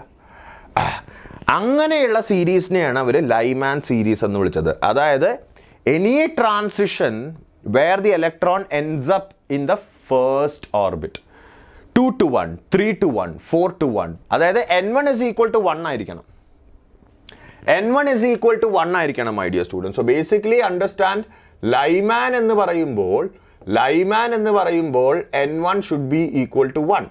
N2 can be anything. N2 എന്ന് വെച്ചാൽ 2 ആവാം, 3 ആവാം, 4 ആവാം, അങ്ങോട്ട് പോയിക്കൊണ്ടേയിരിക്കാം. ഇനി എന്നിട്ട് അവന്മാർ എന്ത് ചെയ്തു എന്ന് വെച്ചാൽ N1 2 ആക്കി, N1 2 ആക്കി എന്ന് പറയുമ്പോൾ N2 എന്താവാം? 3 to 2 അല്ലെങ്കിൽ 4 to 2. N2 3 ആവാം, 4 ആവാം, 5 ആവാം, 6 ആവാം. അവരിത് നോക്കിയപ്പോൾ 3 to 2 അല്ലെങ്കിൽ 4 to 2 അല്ലെങ്കിൽ 5 to 2 ട്രാൻസിഷൻസ് ഒക്കെ അവർ നോക്കിയപ്പോൾ അവർക്ക് മനസ്സിലായി പുറത്ത് വരുന്നത് കാണാൻ പറ്റുന്നുണ്ട്. വിസിബിൾ ലൈറ്റാണ് പുറത്തോട്ട് വരുന്നത്. ആക്ച്വലി വിസിബിൾ, ഈ സീരീസിനെയാണ് അവന്മാർ ആദ്യം കണ്ടുപിടിച്ചത്, ഈ വിസിബിൾ ലൈറ്റ്. കാര്യം ഇതാണ് ആദ്യം കാണാൻ പറ്റിയത്. സോ ബേസിക്കലി എല്ലാവരും നോക്കുക, 3 to 2, 4 to 2, 5 to 2, 6 to 2, 7 to 2, ഇതെല്ലാത്തിനെയും വിളിക്കുന്നതാണ് ബാൽമർ സീരീസ്. ഈ ബാൽമറാണ് ആദ്യം ഇത് കണ്ടുപിടിച്ചത്. കാര്യം എന്താണ്? ആദ്യം കാണാൻ പറ്റിയത് ഈ സീരീസാണ്. അതായത് ഇപ്പോൾ electron falls into, എപ്പോഴും if electron is falling into the second orbit, emit ചെയ്യാൻ പോകുന്ന radiation will be lying in the visible spectrum. അത് ഏത് കളറാണെന്നില്ല, depends upon where it is falling from, എവിടെ നിന്ന് വീഴുന്നു എന്നും അടിസ്ഥാനപ്പെട്ടിരിക്കും അല്ലേ. 3 to 2 ആണെങ്കിൽ ഒരു വേവ് ലെങ്ത്, 4 to 2 ആണെങ്കിൽ ഒരു വേവ് ലെങ്ത്, 5 to 2 ആണെങ്കിൽ ഒരു വേവ് ലെങ്ത്, പക്ഷേ എല്ലാം വിസിബിൾ സ്പെക്ട്രത്തിലാണ് വരുന്നത്. സോ ബേസിക്കലി ബാൽമർ നോക്കുകയാണെങ്കിൽ മൈ ഡിയർ സ്റ്റുഡൻസ്, ബാൽമർ നോക്കുകയാണെങ്കിൽ N1 is equal to, എല്ലാവരും നോക്കുക, ബാൽമർ നോക്കുകയാണെങ്കിൽ N1 is equal to 2, N2 is equal to 3, 4, 5, etc. in the visible region. Yes or no? Balmer എപ്പോഴും visible റീജിയനിലാണ്. അതാണ് ഇവിടെ കൊടുത്തിരിക്കുന്നത്. നെക്സ്റ്റ് പാഷൻ എന്ന് പറഞ്ഞാൽ N1 3 ആക്കി വെച്ചു. N1 3 ആക്കി, N2 എന്ത് വേണമെങ്കിലും ആക്കാം, 4 to 3, 5 to 3, 6 to 3. അങ്ങനെ ചെയ്തപ്പോൾ അവന്മാർ കണ്ടു ഈ പുറത്ത് വരുന്ന റേഡിയേഷൻസ് കാണാൻ പറ്റുന്നുണ്ടായിരുന്നില്ല. അപ്പോൾ അവർ മെഷർ ചെയ്ത് നോക്കി, ഡിവൈസ് വെച്ച് മെഷർ ചെയ്ത് നോക്കിയപ്പോൾ അവർക്ക് മനസ്സിലായി അതെല്ലാം വരുന്നത് നിയർ ഇൻഫ്രാറെഡ് റീജിയനിലാണ്.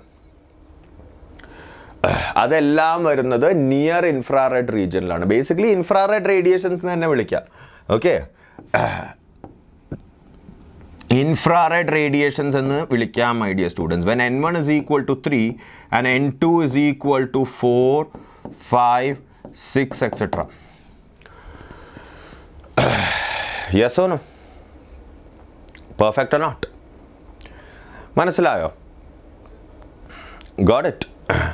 Infrared region-ലാണ് അത് വരുന്നത്. Got it? Fine. Next, bracket എന്താണ് ചെയ്തത്? ആമാര് N1 is equal to 4 വെച്ചു. N1 is equal to 4 വെച്ചിട്ട് N2 is equal to 5 ആക്കി, 6 ആക്കി, 7 ആക്കി, എല്ലാം വെച്ച് നോക്കുമ്പോൾ അപ്പോഴും അവർക്ക് വരുന്ന റേഡിയേഷൻസ് കാണാൻ പറ്റുന്നുണ്ടായിരുന്നില്ല. കാര്യം എന്താണ്? അപ്പോഴും റേഡിയേഷൻസ് ഇൻഫ്രാറെഡ് റീജിയനിലായിരുന്നു. അവരെങ്ങനെ മെഷർ ചെയ്തത്? ഡിവൈസ് വെച്ചിട്ട് മെഷർ ചെയ്ത് നോക്കി, ഇൻഫ്രാറെഡ് റീജിയനിലായിരുന്നു. അപ്പോൾ ബേസിക്കലി ബ്രാക്കറ്റ് എന്താണ്? ബ്രാക്കറ്റിൽ n1 is equal to 4, n2 is equal to 5, അല്ലെങ്കിൽ 6, അല്ലെങ്കിൽ 7 and goes on. Yes or no? Perfect or not? പിന്നെ ഉള്ളത് ഫണ്ട്. പി ഫണ്ട് എന്ന് വായിക്കരുത്, Pfund. P is basically silent ആണ്. അവിടെ n1 വാല്യൂ 6 ആണ്, അല്ല സോറി, n1 വാല്യൂ 5 ആണ്. n1 വാല്യൂ 5 ആണ്. n2 value can be 6, 7, 8 and whatever. So basically ഫണ്ടും വരുന്നത് ഇൻഫ്രാറെഡ് റീജിയനിലാണ്. എല്ലാവരും നോക്കുക, ഫണ്ട് സീരീസും വരുന്നത് ഇൻഫ്രാറെഡ് റീജിയനിലാണ്. n1 is equal to 5 fix ചെയ്തു, n2 is equal to 6, 7, 8 etc. Got it? So എല്ലാവരും നോക്കുക, ലൈമൻ എന്ന് പറയുമ്പോൾ n1 equal to 1 fixed, Ballmer എന്ന് പറയുമ്പോൾ n1 is equal to 2, passion എന്ന് പറയുമ്പോൾ n1 is equal to 3, bracket എന്ന് പറയുമ്പോൾ n1 is equal to 4, fund എന്ന് പറയുമ്പോൾ n1 is equal to 5. പിന്നെ അങ്ങോട്ട് പോവാം. ഹംഫ്രി എന്നൊക്കെ പറഞ്ഞ് കുറേ സീരീസ് ഉണ്ട്. n1 equal to 6 ആണെങ്കിൽ പിന്നെ അങ്ങോട്ട് പോയിക്കൊണ്ടേയിരിക്കും. ബേസിക്കലി നിങ്ങൾ മനസ്സിലാക്കേണ്ടത് ഇതാണ് ഹൈഡ്രജൻ സ്പെക്ട്രം. ഡിഫറെൻറ്റ് ട്രാൻസിഷൻസിൽ നിന്ന് ഡിഫറെൻറ്റ് കളേഴ്സ് അല്ല ഡിഫറെൻറ്റ് വേവ് ലെങ്സ് ആണ് വരുന്നത്. എപ്പോഴും കളർ ആവണമെന്നില്ല. കളേഴ്സ് വരുന്നത് ആകെ ബാൽമർ സീരീസിൽ മാത്രമേ ഉള്ളൂ. ആകെ ബാൽമർ സീരീസിൽ, അതായത് വെന്നെവർ ഒരു ഹൈഡ്രജൻ ആറ്റത്തിൽ എപ്പോഴും ഇലക്ട്രോൺ രണ്ടാമത്തെ ഓർബിറ്റിലേക്ക് വീഴുമ്പോൾ മാത്രമേ അതിനെ വിസിബിൾ സ്പെക്ട്രത്തിൽ എമിറ്റ് ചെയ്യുന്നുള്ളൂ ഫോട്ടോൺസ്. ബാക്കി ഒരു കേസിലും അത് വിസിബിൾ സ്പെക്ട്രത്തിൽ എമിറ്റ് ചെയ്യപ്പെടുന്നില്ല. Okay, I hope you guys understood this. വളരെ ഇമ്പോർട്ടൻ്റ് ആണ്. നിങ്ങളിപ്പോൾ ചോദിക്കേണ്ടാവും, സാർ ഇതെല്ലാം മനസ്സിൽ വെക്കണം. ഈച്ച് ആൻഡ് എവറി പോയിന്റ് ഞാനിവിടെ പറഞ്ഞത്, അതായത് തുടക്കം മുതൽ ഇത് എവിടം തൊട്ടാണ് തുടങ്ങിയത് അവിടെ മുതൽ ഇത് മനസ്സിൽ വെക്കണം. എന്താണ് ആറിൻ്റെ വാല്യൂ, എങ്ങനെയാണ് ആറ് കിട്ടിയത്, എങ്ങനെയാണ് ഇതിൻ്റെ എക്സ്പ്ലനേഷൻസ്, ഇതെല്ലാം നിങ്ങൾ മനസ്സിൽ വെക്കണം. Got it? Perfect note? വളരെ ഇമ്പോർട്ടൻ്റ് ആണ് my dear champions. Okay, now typically ഈ കോമ്പറ്റേറ്റീവ് എക്സാമിനേഷൻസിൽ ചോദിക്കുന്ന ഒരു ചോദ്യമാണ് shortest wave length of a series അല്ലെങ്കിൽ longest wavelength of a series. എന്താണ് ഈ ഷോർട്ടസ്റ്റ് വേവ് ലെങ്ത്തും ലോങ്ഗസ്റ്റ് വേവ് ലെങ്ത്തും? അതായത് ഞാനിപ്പോൾ അവരൊരു ക്വസ്റ്റ്യൻ ചോദിച്ചു, എല്ലാവരും നോക്കുക, ടിപ്പിക്കൽ ക്വസ്റ്റ്യൻ ആണ്. They will ask you what is the shortest wave length in Balmer series എന്ന് ചോദ്യം ചോദിച്ചു എന്ന് വിചാരിക്കുക. ബാൽമർ സീരീസിലെ ഷോർട്ടസ്റ്റ് വേവ് ലെങ്ത് ഏതാണ്? ഏതാണെന്നാണ് ചോദ്യം. നിങ്ങൾ മനസ്സിലാക്കേണ്ട ഒരു കാര്യം എന്താണെന്ന് വെച്ചാൽ, ബാൽമർ സീരീസ് എന്ന് പറയുമ്പോൾ അത് എന്തും ആവാം, അല്ലേ? ബാൽമർ സീരീസ് എന്ന് പറയുമ്പോൾ ബേസിക്കലി 3 to 2 ആവാം, 4 to 2 ആവാം, 5 to 2 ആവാം, 6 to 2 ആവാം. Okay, but it should end with 2. n1 2 ആയിരിക്കണം. n2യുടെ വാല്യൂ ഏതായിരിക്കും? Shortest wave length. Shortest wave length ഉദ്ദേശിക്കുമ്പോൾ നിങ്ങൾ മനസ്സിലാക്കേണ്ട ഒരു കാര്യം, you know that hc/λ, energy of the photon is hc/λ. അതായത് energy is inversely proportional to wavelength. Energy of the photon is inversely proportional to wavelength. Yes or no? അതായത് energy കൂടുന്തോറും wavelength കുറയുന്നു. അപ്പോൾ basically shortest വേവ് ലെങ്ത്തിൻ്റെ അർത്ഥം എന്താണ്? Shortest വേവ് ലെങ്ത്തിൻ്റെ അർത്ഥം എന്ന് വെച്ചാൽ മാക്സിമം എനർജി എന്നാണ്, മാക്സിമം എനർജി ഡിഫറൻസ് എന്നാണ്. അതായത് ബേസിക്കലി n2യുടെ വാല്യൂ ഏറ്റവും മാക്സിമം ആയിരിക്കണം. n1യുടെ വാല്യൂ 2 ആണ് ബാൽമർ സീരീസ് ആയതുകൊണ്ട്. n1യുടെ വാല്യൂ 2 ആണ്, n2യുടെ വാല്യൂ ഇൻഫിനിറ്റി ആണ്. സോ ബേസിക്കലി അതുകൊണ്ട് ഇടുക മൈ ഡിയർ സ്റ്റുഡൻസ്, അതുകൊണ്ട് ഇടുക. സോ ബേസിക്കലി നമ്മളിത് ഇങ്ങനൊരു ക്വസ്റ്റ്യൻ വരുമ്പോൾ എങ്ങനെ അപ്രോച്ച് ചെയ്യും? നമുക്കറിയാം വേവ് നമ്പർ, വേവ് നമ്പർ, എല്ലാവരും നോക്കുക, നമുക്കറിയാം wave number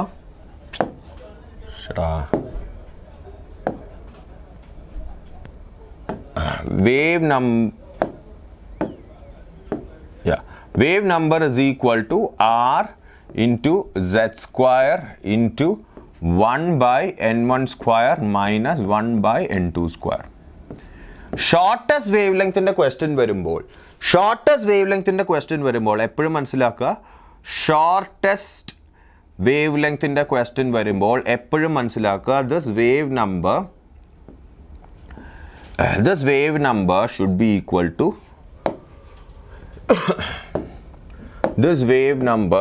equal to formula മാറാൻ പോകുന്നു നോക്കൂ, r into z square into 1/n1 square minus 1/infinity. 1/infinity എന്താണ്? 1/infinity എപ്പോഴും 0 ആയിരിക്കും. So basically it becomes r into z square into 1/n1 square. Depending on the question n1ൻ്റെ value മാറും. For example അവരിപ്പോൾ shortest wave length in Balmer series ആണ് ചോദിക്കണമെങ്കിൽ ഈ formula ഇടുക. അണ്ടർസ്റ്റാൻഡ് ദാറ്റ് വേവ് നമ്പർ മാത്രം കണ്ടുപിടിച്ചാൽ പോരാട്ടോ, അവസാനം വേവ് ലെങ്ത് കണ്ടുപിടിക്കാനാണെങ്കിൽ wave number is equal to 1/λ. അപ്പോൾ ഈ വാല്യൂൻ്റെ ഉൾട്ട അടിക്കണം. വേവ് നമ്പർ കണ്ടുപിടിച്ച് കഴിഞ്ഞാൽ വേവ് ലെങ്ത് കണ്ടുപിടിക്കണമെങ്കിൽ ഇൻവേഴ്സ് കണ്ടുപിടിക്കണം. ഓക്കെ, റെസിപ്രോക്കൽ എടുക്കണം. For example shortest wave length in Balmer ആണെങ്കിൽ n1 is equal to 2. Shortest wave length in Lyman ആണെങ്കിൽ n1 is equal to 1. Shortest wave length in Paschen ആണെങ്കിൽ n1 is equal to 3. അത്രേ ഉള്ളൂ. Fine, got it. മനസ്സിലാക്കിയല്ലോ? Shortest wave length എന്ന് വെച്ചാൽ it corresponds to maximum energy difference. അതുകൊണ്ട് നമ്മൾ ഇൻഫിനിറ്റിയിൽ നിന്ന് ആ പെർട്ടിക്കുലർ n1ലേക്ക് ചാടുന്നത് പോലെ നമ്മൾ എടുക്കണം, എന്നാലേ ഷോർട്ടസ്റ്റ് വേവ് ലെങ്ത് കിട്ടുള്ളൂ, അല്ലെങ്കിൽ മാക്സിമം എനർജി കിട്ടുള്ളൂ. Next type of question is longest wave length. Longest wave length in series എന്തായിരിക്കും my dear students? Longest wave length in series എന്തായിരിക്കും? Wave number is equal to 1/λ. നമുക്കറിയാം formula is equal to r into z square into 1/n1 square minus 1/n2 square. ഇനി longest wave length, for example ബാൽമറിലെ longest wave length ഏതാണ്? ബാൽമറിലെ longest wave ഇതാണ് second orbit. 3 to 2 ഉണ്ട്, 4 to 2 ഉണ്ട്, 5 to 2 ഉണ്ട്, 6 to 2 ഉണ്ട്, അങ്ങനെ കുറേ ഉണ്ട്. ലോങ്കസ്റ്റ് വേവ് ലെങ്ത്തിൻ്റെ ഉദ്ദേശം എന്താണ്? നമുക്കറിയാം energy is inversely proportional to wavelength. So longest wave length എന്ന് ഉദ്ദേശിക്കുന്നത് മിനിമം എനർജി ട്രാൻസിഷൻ ആണ്. Minimum energy transition. Infinity to n1 is maximum energy. അപ്പം മിനിമം എനർജി ഏതായിരിക്കും? ഇപ്പം ബാൽമറിൻ്റെ മിനിമം എനർജി ഏതായിരിക്കും? 3 to 2 ആയിരിക്കും അല്ലേ? 3 to 2. തൊട്ട് മേളിലുള്ളവൻ താഴത്തോട്ട് വരുമ്പോൾ. ലൈമാനിലെ ഏതായിരിക്കും? 2 to 1 ആയിരിക്കും. ലൈമാനിലെ n1 ഫിക്സഡ് ആണ്. n1 എപ്പോഴും ഫിക്സഡ് ആണ്, ഡിപ്പെൻസ് ഓൺ ദ ക്വസ്റ്റ്യൻ. ഇപ്പം ഞാൻ ചോദിച്ച ചോദ്യം എന്താണ്? Longest wave length in Balmer. n1 2 ആയിരിക്കും. ലോങ്കസ്റ്റ് വേവ് ലെങ്ത് ആയതുകൊണ്ട് n2 3 ആയിരിക്കും. Longest wave length in Lyman n1 1 ആയിരിക്കും, n2 2 ആയിരിക്കും. Got it? അപ്പോൾ ബേസിക്കലി ലോങ്കസ്റ്റ് വേവ് ലെങ്ത്തിൽ നിങ്ങൾ മനസ്സിലാക്കേണ്ടത് n2 value will always be equal to n1 plus 1 and n1 value depends on question.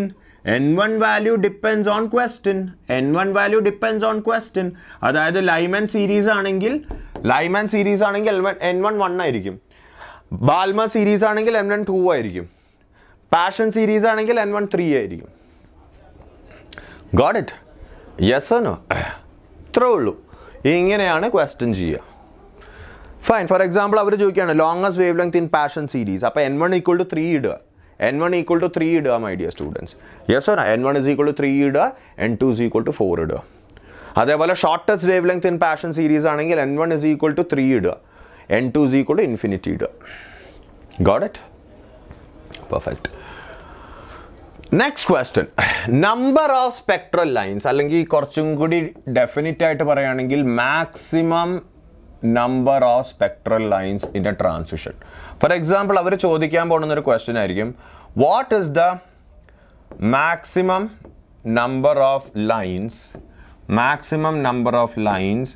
When electron jumps from, അതായത് n2 equal to 4ൽ നിന്ന് n1 is equal to 1ലേക്ക് ചാടുമ്പോൾ what is the maximum number of lines that you will see? ഇതൊരു confusing question ആണ് എല്ലാവർക്കും. നിങ്ങൾ വിചാരിക്കേണ്ട sir എന്ത് ചോദിക്കണേ, അതായത് 4ാമത്തെ ഓർബിറ്റിൽ നിന്ന് ഫസ്റ്റ് ഓർബിറ്റിലേക്ക് ചാടുമ്പോൾ സാറേ ഒരു ഫോട്ടോൺ അല്ലേ പുറത്തേക്ക് വരുന്നുള്ളൂ, അപ്പോൾ ബേസിക്കലി ഒരു ലൈൻ അല്ലേ ഇവിടെ അതായത് ഒരു കളറല്ലേ അവിടെ കാണുള്ളൂ അല്ലേ? അപ്പോൾ എന്തുകൊണ്ടാണ് ഇങ്ങനെ മാക്സിമം നമ്പർ ഓഫ് ലൈൻസ് എന്ന് ചോദിച്ചിരിക്കുന്നത്? ഇങ്ങനെ ഒരു ചോദ്യം കിട്ടുമ്പോൾ നിങ്ങൾ മനസ്സിലാക്കേണ്ടത് ദേ ആർ കൺസിഡർ എപ്പോഴും ഒരു ആറ്റം അല്ല ഞാൻ പറഞ്ഞില്ലേ റിയാലിറ്റിയിൽ ഒറ്റൊരു ആറ്റം അല്ല ഉള്ളത്. റിയാലിറ്റിയിൽ ഇഷ്ടം പോലെ ആറ്റംസ് ഉണ്ട് മൈ ഡിയർ സ്റ്റുഡൻസ്. ചിലപ്പോൾ അതിൽ ഒരാറ്റം ഡയറക്റ്റ് 4:1 ട്രാൻസിഷൻ നടത്തുമായിരിക്കും. 4:1 ഡയറക്റ്റ് ട്രാൻസിഷൻ നടത്തുമായിരിക്കും. 4:1 ഡയറക്റ്റ് ആയിട്ട് ഇലക്ട്രോൺ ജമ്പ് ചെയ്യുമായിരിക്കും ചിലപ്പോൾ ഒരു ആറ്റത്തിൽ. അപ്പം നിങ്ങൾക്ക് കിട്ടാൻ പോകുന്നത് ഒരു ലൈനാണ്, 1 ലൈൻ കിട്ടും, അല്ലെങ്കിൽ ഒരു ഫോട്ടോൺ കിട്ടും. നേരെ മറിച്ച് ഞാൻ എന്ത് ചെയ്തെന്ന് വെച്ചാൽ വേറൊരു ആറ്റത്തിൽ ഇലക്ട്രോൺ 4ാമത്തെ ഓർബിറ്റിൽ ഇരിക്കുകയാണ്. അതിൽ അവൻ നേരെ 4:2 ചാടി, എന്നിട്ട് 2:1 ചാടി. അൾട്ടിമേറ്റ്ലി ഡെസ്റ്റിനേഷൻ 1 തന്നെയാണ്, ഇനീഷ്യൽ പോയിന്റ് 4 തന്നെയാണ്, പക്ഷെ ഇടയ്ക്കൊരു സ്റ്റോപ്പ് വന്നു. ഈ 4:2 എന്ന് പറയുന്നത് ഒരു ഫോട്ടോൺ ആണ്, 2:1 എന്ന് പറയുന്നത് വേറൊരു ഫോട്ടോൺ ആണ്. സോ ബേസിക്കലി ഇവിടെ എനിക്ക് കിട്ടിയത് 2 ലൈനാണ്. പിന്നെ വേറെ പോസിബിലിറ്റി ഉള്ള എന്താണെന്ന് വെച്ചാൽ 4:3 എടുക്കാം, അത് കഴിഞ്ഞ് 3:2 എടുക്കാം, അത് കഴിഞ്ഞ് 2:1 എടുക്കാം. ഇതിൽ 4:3 എന്ന് പറയുന്നത് ഒരു ലൈനാണ്, 3:2 എന്ന് പറയുന്നത് ഒരു ലൈനാണ്. 2:1 ഞാൻ ഓൾറെഡി എടുത്തു, 2:1 ഞാൻ ഇവിടെ ഓൾറെഡി കൺസിഡർ ചെയ്തു. അപ്പോൾ ബേസിക്കലി ഇവിടെ വരാൻ പോകുന്നത് 2 ലൈനും കൂടെ വരും. ഇനി വേറൊരു പോസിബിലിറ്റി ഉള്ളത് 4:3 എടുക്കാം, അത് കഴിഞ്ഞ് 3 നേരെ 1 ചാടി. 4:3 ഞാൻ ഓൾറെഡി എടുത്തു, 3:1 ഇവിടെ എനിക്ക് ഒരു വേറെ ലൈൻ തരും. So basically total number of lines ഇതാണ് possible. Total number of lines എന്താണ്? 1 + 2 + 2, 2 + 2 + 2, that is 6 lines. 6 line possible ആണ്, 6 മാക്സിമം നമ്പർ ഓഫ് ലൈൻസ്. അതായത് ബേസിക്കലി ഡയറക്റ്റ് ആയിട്ടാണ് ചാടണമെങ്കിൽ ഒറ്റ ലൈനേ കിട്ടുള്ളൂ, 4:1. മിക്ക ക്വസ്റ്റ്യൻസ് അങ്ങനെയായിരിക്കും. പക്ഷേ ഇങ്ങനെ ഒരു ക്വസ്റ്റ്യൻ വന്നൊന്നും ആയിരിക്കും, what is the total number of lines? ഇതൊരു ക്വസ്റ്റ്യൻ വന്നു കഴിഞ്ഞാൽ ഇതാണ് കോൺസെപ്റ്റ്. കാര്യം 4:1 നമുക്ക് പറയാൻ പറ്റില്ല ഇലക്ട്രോണ് നീ നേരെ ചാടി നേരെ ഡയറക്റ്റ് ആയിട്ട് ചാടണം, ഇടയ്ക്കൊന്നും നിൽക്കരുതെന്ന്. ഇലക്ട്രോൺ അല്ലേ, അത് അതിൻ്റെ വഴിക്ക് ചെയ്യും. ചിലപ്പോൾ അത് 4:3 ചാടും, 3:2 ചാടും. അപ്പോൾ ബേസിക്കലി ചിലപ്പോൾ ഒരു ആറ്റത്തിൽ ഡയറക്റ്റ് ആയിട്ട് ചാടുമായിരിക്കും, വേറെ ആറ്റത്തിൽ. അപ്പോൾ ഇങ്ങനെ ഗ്രൂപ്പ് ഓഫ് ആറ്റംസ് എടുത്തു കഴിയുമ്പോൾ എനിക്ക് ഇത്രയും ലൈൻസ് വരുന്നുണ്ട്. ഈ ഒരൊറ്റ ഒരു ട്രാൻസിഷൻ കാരണം ഇത്രയും ലൈൻസ് വരുന്നുണ്ട്. Yes or no my dear students? Perfect. അപ്പോൾ എപ്പോഴും നിങ്ങൾക്ക് ഇങ്ങനെ ചെയ്യാൻ പറ്റില്ല. അതുകൊണ്ട് സിമ്പിളായിട്ടൊരു ഫോർമുല പറഞ്ഞു തരാം. Number of spectral lines is equal to n2 - n1 × n2 - n1 + 1. അതായത് ഇപ്പോൾ ഇവിടെ നോക്കുകയാണെങ്കിൽ n2 എന്താണ്? 4 - 1 × 4 - 1 + 1 ഡിവൈഡഡ് ബൈ 2. അപ്പോൾ നിങ്ങൾ നോക്കുക my dear students, it's 3 × 4/2, that is equal to 6. അത് തന്നെയാണ് നമുക്ക് ചെയ്തപ്പോൾ കിട്ടിയത്. Yes or no? ഫൈൻ. ഇപ്പം n2 5 നിന്ന് 2 ചാടുകയാണെങ്കിൽ, 5 നിന്ന് 2 ചാടുകയാണെങ്കിൽ ഏതൊക്കെ പോസിബിലിറ്റി ഉണ്ട്? 5 - 2 × 5 - 2 + 1. സിമ്പിളായിട്ട് ആ ഫോർമുല അപ്ലൈ ചെയ്യുക. Yes or no? പെർഫെക്റ്റ്. അപ്പം ഇങ്ങനെയാണ് ചെയ്യുക.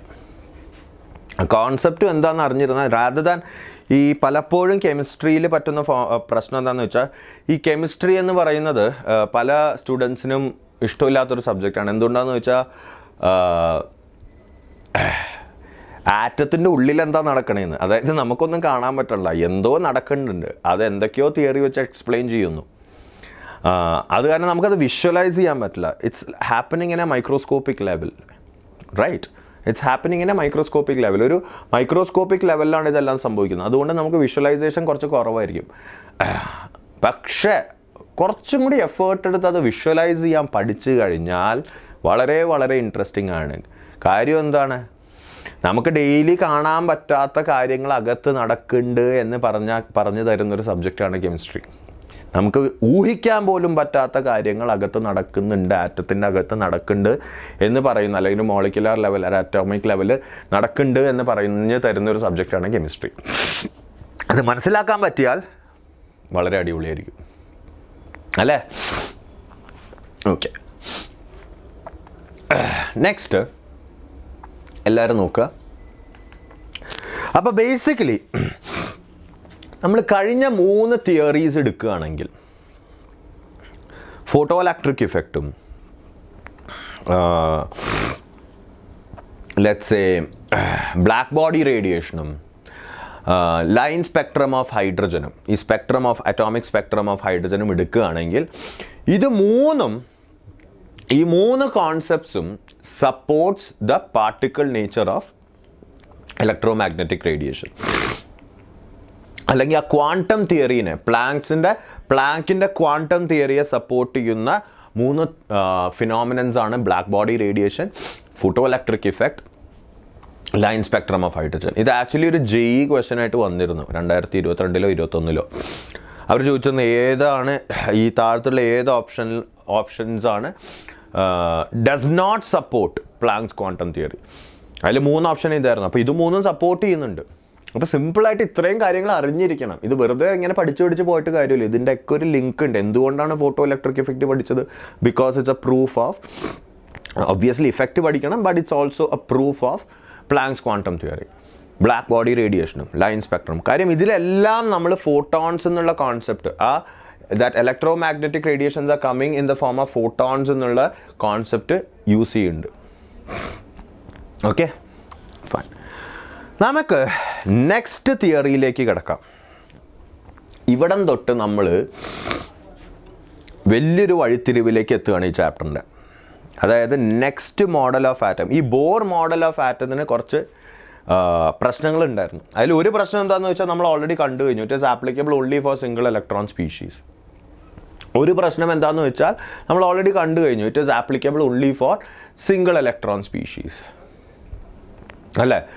ഫൈൻ. വേറെ കുറച്ച് പ്രശ്നങ്ങളുണ്ട്. ആ പ്രശ്നങ്ങൾ എന്താണെന്ന് അറിയണമെങ്കിൽ നമുക്ക് 2 തിയറിയും കൂടി പഠിക്കാം my dear students. De Broglie's concept, dual nature of matter, and Heisenberg's uncertainty principle. ഈ 2 തിയറിയും ബേസ് ചെയ്തിട്ടാണ് നമ്മുടെ നെക്സ്റ്റ് മോഡൽ ഓഫ് ആറ്റം വരുന്നത്, which we call as a wave mechanical model അല്ലെങ്കിൽ ക്വാണ്ടം മെക്കാനിക്കൽ മോഡൽ. ഈ wave mechanical model or quantum mechanical model ഇപ്പോൾ ആണ് currently existing ആയിട്ടുള്ള തിയറി. ബോർ മോഡൽ ഓഫ് ആറ്റത്തിനേലും വളരെയധികം മെച്ചപ്പെട്ടൊരു തിയറിയാണ്. അത് രണ്ടും അടിസ്ഥാനമാക്കിയിരിക്കുന്നത് ഈ 2 തിയറി വെച്ചിട്ടാണ്. ഈ 2 തിയറി എന്താണെന്ന് നമ്മൾ മനസ്സിലാക്കണം. എല്ലാവരും നോക്കുക. ലൂയി ഡിബ്രോഗ്ലി എന്നല്ല പറയുക, ഡിബ്രോയി എന്നാണ്. Okay, Louis de Broglie in 1924 suggested that if the nature of light is both that of a particle and of a wave, then this dual behavior should be true for the matter also. അതായത് നമ്മളിപ്പോൾ പഠിച്ചിറങ്ങിയത് എന്താണ്? Electromagnetic radiation has particle nature, planks quantum theory, അതിൻ്റെ പ്രൂഫൊക്കെ കണ്ടു. അപ്പോൾ ഈ വലിയ scientist, ഈ വലിയ മനുഷ്യൻ പറഞ്ഞു നമുക്കൊന്ന് തിരിച്ചാലോചിക്കാം. ഉസ്താദ് ഹോട്ടലിൽ തിലകം പറയില്ലേ, ഫൈസി ഒന്ന് തിരിച്ചാലോചിച്ചെന്ന് അല്ലേ? അതേപോലെ തന്നെ നമുക്കൊന്ന് തിരിച്ചാലോചിക്കാം. മാറ്ററിന് വേവ് നേച്ചർ ഉണ്ടാവുമോ? അതാണ് ഡിബ്രോയി പറഞ്ഞത്. That matter also has got this wave like nature. അത് നിങ്ങൾ മറ്റേ പടത്തിൽ കാണുന്ന പോലെ ഋത്തിക് റോഷൻ വേവ് അടിക്കണ പോലെ ആ വേവ് അല്ല കേട്ടോ, ഡാൻസിലൊക്കെ ചെയ്യണ ആ വേവ് അല്ല ഉദ്ദേശിച്ചത്. ഞാൻ പറഞ്ഞുതരാം my dear students. According to de Broglie, the wavelength of an electron is inversely proportional to its momentum. അല്ലെങ്കിൽ basically wavelength of matter. Okay, electron എന്ന് ഉദ്ദേശിച്ചത് ഞാൻ പറഞ്ഞുതരാം എന്തുകൊണ്ടാണ് അവിടെ ഇലക്ട്രോൺ എന്ന് പറഞ്ഞത്. ഡിബ്രോയി പറഞ്ഞത് എല്ലാ സബ്സ്റ്റൻസിനും ഒരു വേവ് നേച്ചർ ഉണ്ടെന്നാണ്. അത് നമുക്ക് കാണാൻ പറ്റണല്ലോ. എന്തുകൊണ്ടാണ് കാണാൻ പറ്റാത്തത് ഞാൻ പറഞ്ഞുതരാം. പുള്ളിക്കാരൻ പറഞ്ഞു വേവ് നേച്ചർ ഉണ്ടെങ്കിൽ അതിനെന്തായാലും വേവ് ലെങ്ത് ഉണ്ടാവും, ഫ്രീക്വൻസി ഉണ്ടാവും അല്ലേ? ആ wave length is inversely proportional to momentum. Wave length is inversely proportional to momentum എന്ന് പുള്ളിക്കാരൻ പറഞ്ഞു. Yes or no? Fine. Or constant add ചെയ്തപ്പോൾ ആ കോൺസ്റ്റന്റ് കിട്ടിയത് പ്രൊപ്പോർഷണാലിറ്റി സൈൻ മാറ്റി കോൺസ്റ്റന്റ് ആഡ് ചെയ്തപ്പോൾ അത് പ്ലാങ്ക്സ് കോൺസ്റ്റന്റ് തന്നെയാണ്. So wave length is equal to h/p. h is equal to Planck's constant, p is equal to momentum of electron. Momentum of electron എന്താണെന്ന് അറിയാലോ my dear students? momentum is equal to mass into velocity. Physics നിങ്ങൾ പഠിച്ചിട്ടുണ്ട്. So wavelength of a matter is equal to h/mv. എനിക്കറിയാം നിങ്ങൾക്ക് ഊഹിക്കാൻ പറ്റണല്ലോ, sir matter എങ്ങനെയാണ് wave ആയിട്ട് പോകുന്നത്? നമുക്ക് കാണാൻ പറ്റുന്നില്ല. ഇപ്പോൾ സാർ അനങ്ങുമ്പോൾ സാർ എങ്ങനെ വേവ് ഒന്നും അല്ലല്ലോ സാർ. ഒരു വേവിൻ്റെ ഒരു വേവ് എന്താണ് ബേസിക്കലി? നിങ്ങൾ സിമ്പിളായിട്ട് ഇമാജിൻ ചെയ്ത് നോക്കൂ. നമ്മളിപ്പോൾ ഒരു a wave is present at multiple points at the same time അല്ലേ? ഒരു വേവ്, ഇപ്പോൾ ഒരു കടലിൽ പോണ വേവ്, ആ കടലിൻ്റെ മേളിലേക്ക് പോണ വേവും താഴത്തോട്ട് മൾട്ടിപ്പിൾ പോയിന്റ്സിൽ ആ വേവ് സ്പ്രെഡ് ഔട്ടാണ്. അല്ലാണ്ട് ഒരു മാറ്റർ എന്താണ്, മാറ്റർ നമുക്ക് പറയാം ഒരു സിംഗിൾ പോയിന്റ്, അതിൻ്റെ പൊസിഷൻ നമുക്ക് ഡിഫൈൻ ചെയ്യാൻ പറ്റും. ഒരു മാറ്റർ, ഇപ്പം ഞാൻ ഈ പെൻ മേളിലേക്ക് എറിഞ്ഞു, അതിൻ്റെ പൊസിഷൻ ഇവിടെയാണെന്ന് പറയാൻ പറ്റും. പക്ഷെ ഒരു wave is actually spread out. For example light is a wave, it spread out അല്ലേ? Yes or no? ഇപ്പം ഞാൻ ഒരു സ്ട്രിങ് അടിക്കുകയാണ്, ഒരു സ്ട്രിങ് അടിക്കുമ്പോൾ ആ wave is actually spread out അല്ലേ? ഒരു സിംഗിൾ പോയിന്റിലാണ് ആ വേവ് നിൽക്കുന്നത് എന്ന് പറയാൻ പറ്റുന്നില്ല. അതാണ് ആ കോൺസെപ്റ്റാണ്, ആ വേവ് നേച്ചറാണ് ഡിബ്രോയി പറഞ്ഞത് മാറ്ററിലുണ്ടെന്ന്. അപ്പം നിങ്ങൾ വിചാരിക്കും സാർ അത് തെറ്റാണ്, സാറിന് എനിക്ക് കാണാൻ പറ്റുന്നുണ്ടല്ലോ, സാർ കറക്റ്റായിട്ട് ഒരു സ്പോട്ടിലാണ് നിൽക്കുന്നത്, സാർ ഒരു വേവ് ഒന്നും അല്ല. അതെന്തുകൊണ്ടാണെന്ന് വെച്ചാൽ നിങ്ങളൊരു കാര്യം മനസ്സിലാക്കേണ്ടത്, ഇവിടെ ഈ wavelength is inversely proportional to momentum അല്ലേ? എന്നെ പോലെ ഒരാൾക്ക് മാസ് വളരെ കൂടുതലാണ്. ഈ എച്ച് വാല്യൂ എന്താണ് my dear students? This H value is equal to 6.63 into 10⁻34. വളരെ ചെറിയൊരു വാല്യൂ ആണ് ഈ ന്യൂമറേറ്ററിൽ കിടക്കുന്നത്. എന്നെപ്പോലെ ആളുടെ മാസ് എത്രയാണ്? എനിക്കിപ്പോൾ 80 കിലോ ഉണ്ട്, ഞാൻ ഇവിടെ 80 കിലോ ഇട്ടു. ഞാൻ കൂടി വന്നാൽ എത്ര വെലോസിറ്റി ഉണ്ടാവും? കൂടി വന്നാൽ എൻ്റെ ഒരു ഒരു 5 മീറ്റർ പെർ സെക്കൻഡിൽ ഞാൻ പോകണ്ടെന്ന് വിചാരിക്കുക. ഇത് രണ്ടും ഇട്ട് കഴിഞ്ഞാൽ എനിക്ക് കിട്ടാൻ പോകുന്ന വേവ് ലെങ്ത് എന്ന് പറഞ്ഞാൽ 10⁻34ൻ്റെ റേഞ്ചിലുള്ള വേവ് ലെങ്ത് ആണ്. അതെന്ന് പറഞ്ഞാൽ നെഗ്ലിജബിൾ വേവ് ലെങ്ത് ആണ്. അതുകൊണ്ടാണ് മാക്രോസ്കോപ്പിക് ഓബ്ജക്ട്സ് അതിൻ്റെ മാസ് വളരെ കൂടുതലായതുകൊണ്ടും മാസ് വളരെ കൂടുതലായതുകൊണ്ട് ഈ total value of wave length is negligible ആണ്. എനിക്ക് വേണ്ടത് മൈക്രോസ്കോപ്പിക് ഓബ്ജക്റ്റിനെയാണ്. മൈക്രോസ്കോപ്പിക് ഓബ്ജക്റ്റിൻ്റെ മാസ് വളരെ കുറവായിരിക്കും. ഫോർ എക്സാമ്പിൾ ഇലക്ട്രോണിൻ്റെ മാസ് 9.1 ഇൻറ്റു 10⁻31 ആണ്. ആ 9.1 ഇൻറ്റു 10⁻31 ഞാൻ ഇവിടെ കൊണ്ടുവന്ന് ഇടുമ്പോൾ ബേസിക്കലി എനിക്ക് കിട്ടാൻ പോകുന്നത് 6.6 into 10⁻34 divided by 9.1 into 10⁻31 into velocity. Okay, ഈ ഡിനോമിനേറ്ററിൽ അത്രയും ചെറിയ വാല്യൂ വരുമ്പോൾ ലാംഡയുടെ വാല്യൂ അത്രയും നെഗ്ലിജിബിൾ ആവില്ല, അത് ബേസിക്കലി കൺസിഡറബിൾ ആവും, കൺസിഡർ ചെയ്യാൻ പറ്റിയ വേവ് ലെങ്ത് ആവും. അതുകൊണ്ടാണ് നമ്മുടെ മാക്രോസ്കോപ്പിക് ഓബ്ജക്ട്സിന് ഈ wavelength are negligible, but microscopic object like an electron should be considered as a wave. ഇതാണ് ഡിബ്രോയി പറഞ്ഞത്. So it is clear from the above equation that the value of lambda decreases on increasing either m or v or both. Yes or no? Fine. The wavelength of many fast moving objects like an aeroplane or a cricket ball is very low because of their high mass. Mass കൂടുതലാണ്. അതുകൊണ്ട് തന്നെയാണ് many എന്ന് പറയുന്നത് നമ്മുടെ ചുറ്റുവട്ടത്തുള്ള എല്ലാം നോക്കുകയാണെങ്കിലും അതിൻ്റെ ഒക്കെ മാസ് ഇപ്പോൾ even 1 gram is actually a big mass. കാര്യം ന്യൂമറേറ്ററിൽ ഇരിക്കുന്നത് h ആണ്, 6.6 ഇൻറ്റു 10⁻34 ആണ്. ഈവൻ ഞാൻ 1 gram എടുക്കുകയാണെങ്കിലും അതും വളരെ 1 കിലോഗ്രാം 1 gram എടുക്കുകയാണെങ്കിലും 1 gram എന്ന് വെച്ചാൽ 10⁻³ കിലോഗ്രാം അത് എടുക്കുകയാണെങ്കിലും അത്രയും ലോ ആണ്. എനിക്ക് വേണ്ടത് 10⁻31 റേഞ്ചിൽ വരുന്ന ഐറ്റംസ് ആണ്, അതായത് ഇലക്ട്രോൺസ്, സബ് അറ്റോമിക് പാർട്ടിക്കിൾസ്. അവന്മാർ താഴെ വരുമ്പോൾ h/mv താഴത്ത് വരുമ്പോൾ lambda will be considerable. Okay, keep that in mind. Got it?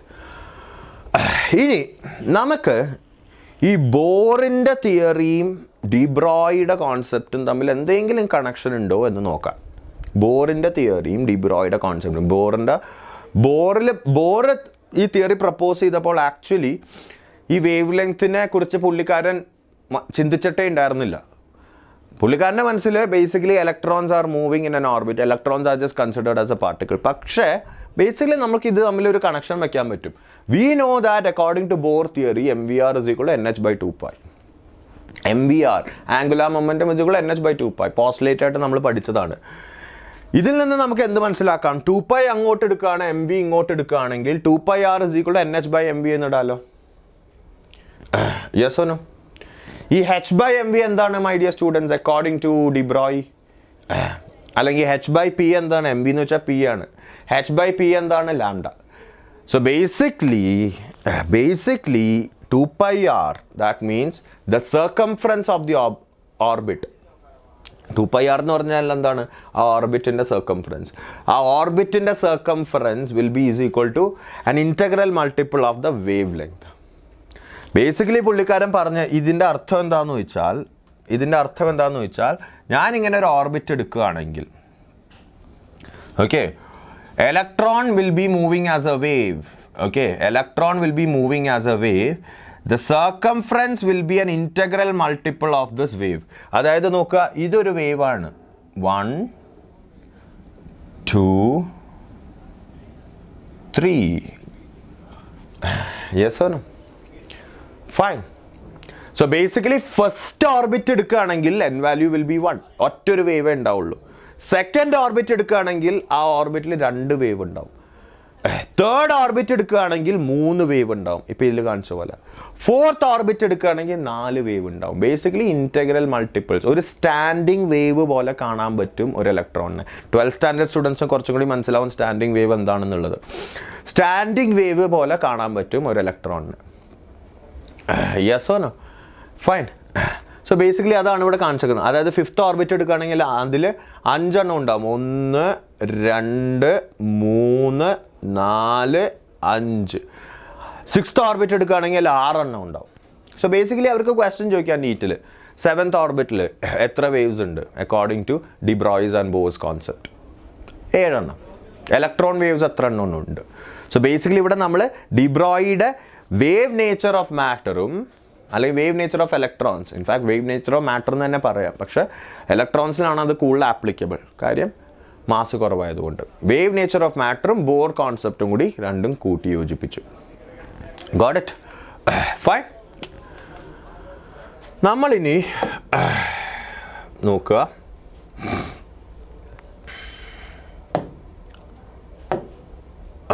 Okay, എല്ലാവരും നോക്കുക മൈ ഡിയർ സ്റ്റുഡൻസ്.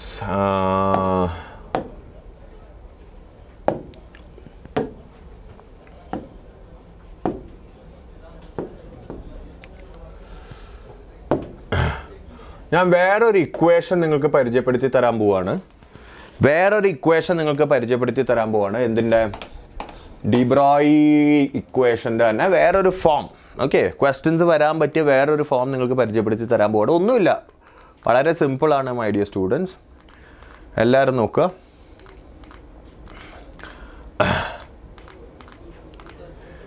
ബേസിക്കലി നമ്മൾ നോക്കുമ്പോൾ നമ്മൾ ഓൾറെഡി പഠിച്ചു കഴിഞ്ഞിട്ടുണ്ട് m v, momentum, half m v square kinetic energy is equal to half m v square. ഇത് നമ്മൾ പഠിച്ചു കഴിഞ്ഞിട്ടുണ്ട്. Yes or no? Yes or no, my dear students? Kinetic energy is equal to half mv square. So basically എല്ലാവരും നോക്കുക, mv സ്ക്വയറിനെ നമുക്ക് 2 into kinetic energy എന്ന് എഴുതാമല്ലോ.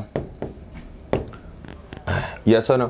ഈ mv സ്ക്വയറിനെ എനിക്ക് mv the whole square divided by m എന്ന് എഴുതാമല്ലോ. പറ്റില്ലേ? mv the whole square divided by m, that is equal to 2 into kinetic energy. So basically what is mv the whole square? P square, that is equal to 2 into mass into kinetic energy. So basically what is momentum?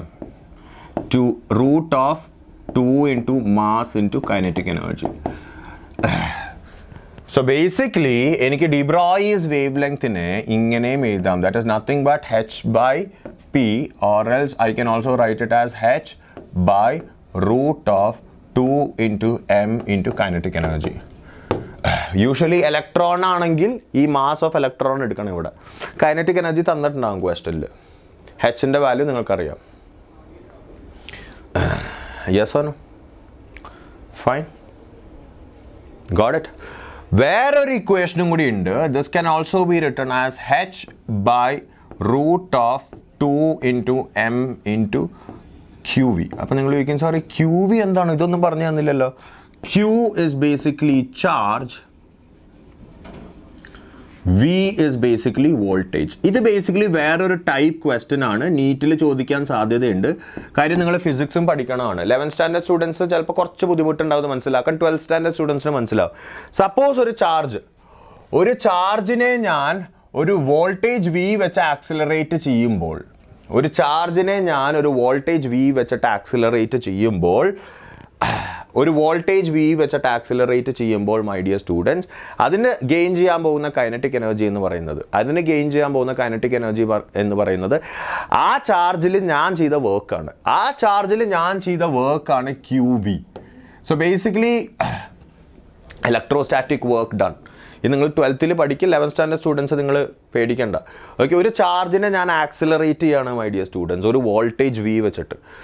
Okay, ആ voltage വിയിൽ accelerate ചെയ്ത് കഴിയുമ്പോൾ അത് gain ചെയ്യാൻ പോകുന്ന kinetic എനർജിയാണ് Q into V. That's basically electrostatic work done. Okay, yes or no? അപ്പോൾ basically എനിക്ക് അങ്ങനെയും ഒരു ചോദ്യം ചോദിക്കാം. അതായത് ഒരു ചാർജ് റെസ്റ്റിലുണ്ട്, ഞാൻ അതിനെ ആക്സിലറേറ്റ് ചെയ്തു, ഓക്കെ, ഒരു വോൾട്ടേജ് വിയിൽ. ഓക്കെ, അപ്പോൾ അതിന് കിട്ടാൻ പോകുന്ന കൈനറ്റിക് എനർജി എന്താണ്? Q into v. Kinetic energy ചിലപ്പോൾ തന്നിട്ടുണ്ടാവില്ല, വോൾട്ടേജ് തന്നിട്ടുണ്ടാവും, ക്യൂ തന്നിട്ടുണ്ടാവും. ഇപ്പോൾ ഇലക്ട്രോൺ ആണെങ്കിൽ ക്യൂയുടെ വാല്യൂ നമുക്കറിയാം, 1.6 × 10⁻⁹. വോൾട്ടേജ് തന്നിട്ടുണ്ടാവും. അപ്പോൾ നിങ്ങൾ കൺഫ്യൂസ് ആവരുത്, സാർ വോൾട്ടേജും ചാർജൊക്കെ തന്നിട്ടുണ്ടല്ലോ, ഇത് എന്ത് ഫോമിലാണ് യൂസ് ചെയ്യേണ്ടത്? ഈ ഫോമില യൂസ് ചെയ്യണം. കാര്യം ഈ kinetic energy basically will be equal to q v. ഒരു ചാർജിനെ ഒരു വോൾട്ടേജ് വെച്ചിട്ട് ആക്സിലറേറ്റ് ചെയ്യുമ്പോൾ അത് കിട്ടാൻ പോകുന്ന കൈനറ്റിക് എനർജി, അത് ഗെയിൻ ചെയ്യാൻ പോകുന്ന kinetic energy will be equal to Q into V. Okay, perfect. അപ്പോൾ ഇതാണ് de Broglie's dual nature of matter. അപ്പോൾ നമ്മൾ എന്തൊക്കെ പഠിച്ചു കഴിഞ്ഞു? ഇലക്ട്രോ മാഗ്നറ്റിക് റേഡിയേഷന് പാർട്ടിക്കിൾ നേച്ചർ ഉണ്ട്, പാർട്ടിക്കിൾസിന് വേവ് നേച്ചറും ഉണ്ട്. ഓക്കെ, സോ ബേസിക്കലി രണ്ടും. അപ്പോൾ ബേസിക്കലി നമ്മുടെയൊക്കെ ലോകം വളരെ, നമ്മൾ എനർജി മാറ്റർ രണ്ടും രണ്ടായിട്ടാണ് പഠിച്ചുകൊണ്ടിരുന്നത്. എവിടെയൊക്കെ ഒരു ലിങ്ക് വരുന്നുണ്ട്. ഈ ലിങ്കാണ് ലോകത്തിലെ ഏറ്റവും വലിയ സയൻറ്റിസ്റ്റായ ആൽബർട്ട് ഐൻസ്റ്റൈൻ ഒരിക്കൽ പറഞ്ഞത് E=mc² എന്നുള്ളത്. Energy mass × c². Energy mass relation കണ്ടുപിടിച്ച പുള്ളിയാണ്. ഇവിടെയും ഏതാണ്ട് കറക്റ്റ് അങ്ങനെയല്ല വരുന്നത്, പക്ഷേ ബേസിക്കലി എനർജി വേവ് ആയിരുന്നു, മാറ്റർ പാർട്ടിക്കിൾ ആണെന്നാണ് നമ്മൾ ഇത്ര നാൾ വിചാരിച്ചുകൊണ്ടിരുന്നത്. പക്ഷേ ഇപ്പം നമ്മൾ മനസ്സിലാക്കേണ്ടത് എനർജിക്ക് പാർട്ടിക്കിൾ നേച്ചറും ഉണ്ട്, പാർട്ടിക്കിളിന് വേവ് നേച്ചറും ഉണ്ട്. Okay, next is Heisenberg's uncertainty principle. ഈ ഹൈസൻബർഗ്സ് അൺസർട്ടനിറ്റി പ്രിൻസിപ്പിൾ നിങ്ങൾ ഈ ബ്രേക്കിംഗ് ബാഡ് സീരീസൊക്കെ കണ്ടു കാണും. ഹൈസൻബർഗ് എന്ന് പറഞ്ഞാൽ ക്വാണ്ടം മെക്കാനിക്കൽ മോഡലിലെ തലോട്ടപ്പനാണ്. പുള്ളിയുടെ ഈ കണ്ടുപിടുത്തം കാരണമാണ് ഈ ക്വാണ്ടം മെക്കാനിക്കൽ മോഡൽ അല്ലെങ്കിൽ വേവ് മെക്കാനിക്കൽ മോഡൽ നിങ്ങൾ പഠിക്കുന്നത്. പുള്ളി കണ്ടുപിടിച്ചതിൻ്റെ കറക്റ്റ് എക്സ്പ്ലനേഷൻ നമ്മുടെ NCERTയിലോ നിങ്ങളുടെ സിലബസിലോ ഇല്ല. വളരെ മിനിമലിസ്റ്റിക് ആയിട്ടുള്ളൊരു എക്സ്പ്ലനേഷനാണുള്ളത്. പക്ഷെ ഞാനൊരു സിമ്പിളായിട്ടുള്ള രീതിയിൽ നിങ്ങൾക്ക് പറഞ്ഞുതരാം. ഹൈസൻബർഗ് എന്താ പറഞ്ഞതെന്ന് വെച്ചാൽ he presented a principle known as Heisenberg's uncertainty principle, which states that it is impossible to determine simultaneously the exact position and exact momentum or velocity of an electron. അതായത് ഒരു ഇലക്ട്രോണിൻ്റെ കറക്റ്റ് പൊസിഷനും കറക്റ്റ് വെലോസിറ്റിയും സൈമിൾട്ടേനിയസ്ലി ഡിറ്റർമൈൻ ചെയ്യാൻ പറ്റില്ല. അപ്പം നിങ്ങൾ ആലോചിക്കുന്നുണ്ടാവും, sir അതിനിപ്പോൾ ആരാ അങ്ങനെ determine ചെയ്ത് വെച്ചേക്കണത്? ബോറിൻ്റെ മോഡലിൽ നിങ്ങൾ എന്താണ് കണ്ടത്? ഇപ്പം നിങ്ങൾ ബോർ മോഡൽ എടുക്കുകയാണെങ്കിൽ നിങ്ങൾക്കറിയാം, നിങ്ങൾ അതിൻ്റെ വെലോസിറ്റി മെഷർ ചെയ്തിട്ടുണ്ട്. വെലോസിറ്റിയുടെ ഫോർമുല ഓർമ്മയില്ലേ? 2.18 × 10⁻⁶ × Z/n. കറക്റ്റ് വെലോസിറ്റി നിങ്ങൾക്കറിയാം. യെസ് ഓനോ? അതിൻ്റെ റേഡിയസ് അറിയാം. അപ്പം നിങ്ങൾക്ക് ഈ ഇലക്ട്രോൺ എന്ത് സ്പീഡിലാണ് പോണത്, എവിടെയായിരിക്കും എന്നുള്ളതൊക്കെ കൃത്യം സ്പോട്ട് ചെയ്യാൻ പറ്റും. പക്ഷെ ഹൈസൻബർഗ് പറഞ്ഞത് ദാറ്റ് ഈസ് ഇമ്പോസിബിൾ. അങ്ങനെ സ്പോട്ട് ചെയ്യാൻ പറ്റില്ല.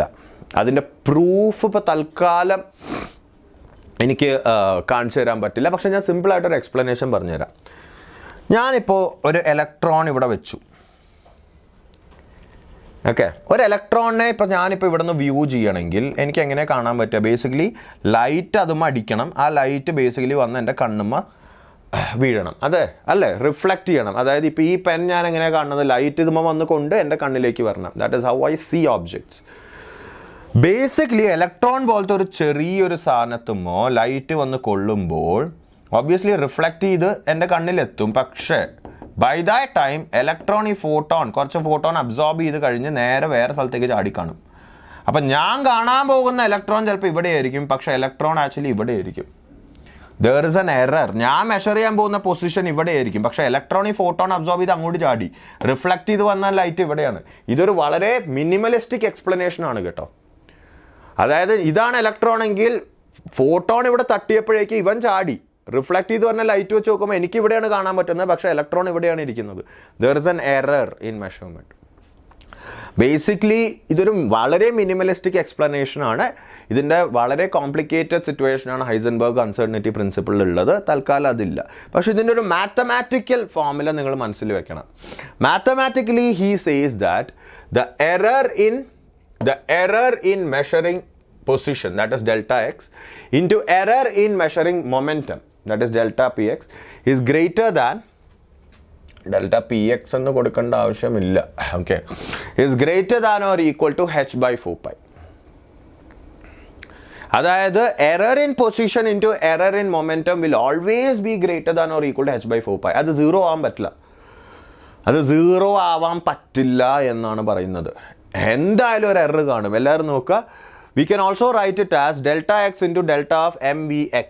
mvx എന്ന് കൊടുക്കേണ്ട ആവശ്യമില്ല my dear students. Okay, delta of mv is greater than or equal to h by 4 pi. ഇതിൽ എമ്മിന് എറർ ഒന്നുമില്ല. ഈ ഡെൽറ്റ എന്ന് ഉദ്ദേശിക്കുന്നത് എറർ ആണ് കേട്ടോ. Delta is basically error. So error in position into error in momentum is always greater than or equal to h by 4 pi. Yes or no? ഇതിൽ എമ്മിന് എറർ ഒന്നുമില്ല, മാസിന് എറർ ഇല്ല. മാസിന് എന്താ എറർ ഉള്ളത്? അപ്പോൾ മാസിനെ എനിക്ക് പുറത്തേക്ക് എടുത്ത് ഇങ്ങോട്ട് കൊണ്ടുവരാം. So delta x into delta v is always greater than or equal to h by 4 pi m.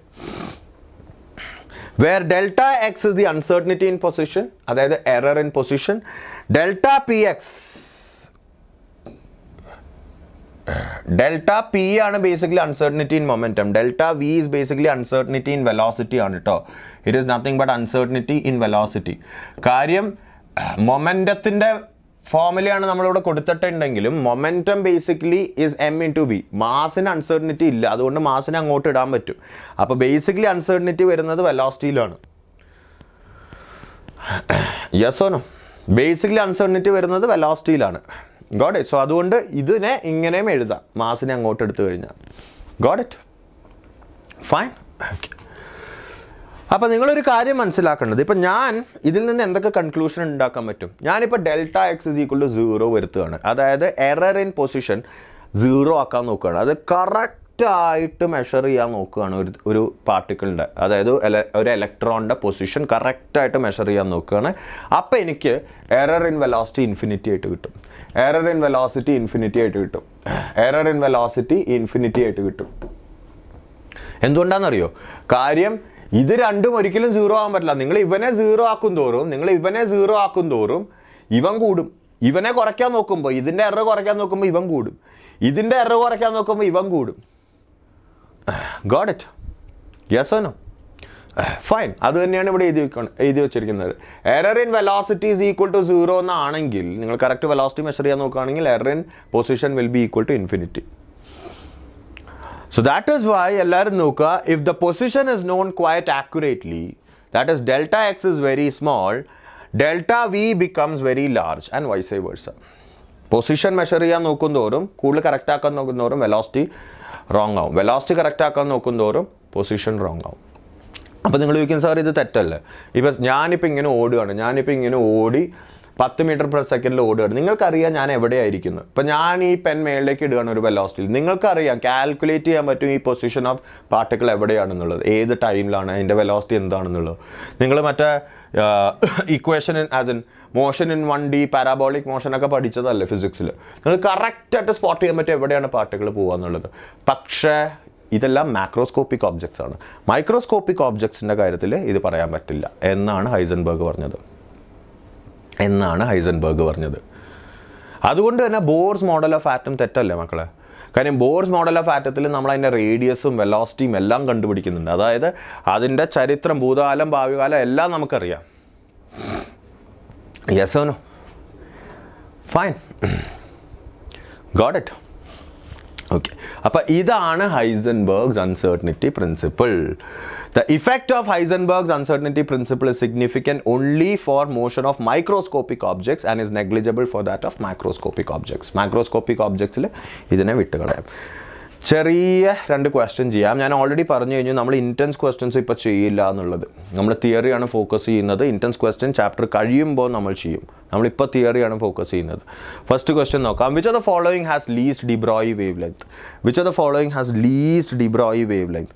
ഇങ്ങനൊരു ക്വസ്റ്റ്യൻ കിട്ടുമ്പോൾ നിങ്ങളൊരു കാര്യം മനസ്സിലാക്കേണ്ടത് ഡി ബ്രോയി വേവ് ലെങ്ത് എന്ന് പറയുന്നത് h/mv ആണ്. ഓക്കെ, ഇതിൽ 2 ഫാക്ടേഴ്സ് ഉണ്ട്, മാസ് ഉണ്ട്, വെലോസിറ്റി ഉണ്ട്. ഇവിടെ കൊടുത്തിരിക്കുന്നത് 4 പാർട്ടിക്കിൾസ് ആണ്. അപ്പോൾ ബേസിക്കലി വെലോസിറ്റി നിങ്ങൾ സെയിം ആയിട്ട് വയ്ക്കുക. വെലോസിറ്റി സെയിം ആണെന്ന് അസ്യൂം ചെയ്യുക. അപ്പോൾ ബേസിക്കലി നിങ്ങൾക്കറിയാം this is inversely proportional to mass എന്നുള്ളത്. ഏതിനാണ് കൂടുതൽ മാസ് അതിനായിരിക്കും ലീസ്റ്റ് വേവ് ലെങ്ത് വരുന്നത്. SO2-നാണ് കൂടുതൽ മാസ് വരുന്നത് അല്ലേ, അതായിരിക്കും ലീസ്റ്റ് വേവ് ലെങ്ത്. സിമ്പിൾ, വെറുതെ നിങ്ങളുടെ കോൺസെപ്റ്റ് ടെസ്റ്റ് ചെയ്യാനുള്ള ക്വസ്റ്റ്യൻസ് ആണ്. ഓക്കെ, ആക്ച്വൽ ക്വസ്റ്റ്യൻസ് നമ്മൾ ചാപ്റ്റർ ചെയ്ത് കഴിഞ്ഞിട്ട് നമ്മൾ പഠിക്കുന്നതാണ്. Okay, next. The uncertainty in momentum of an electron is 1 into 10 power minus 5. The uncertainty in its position will be.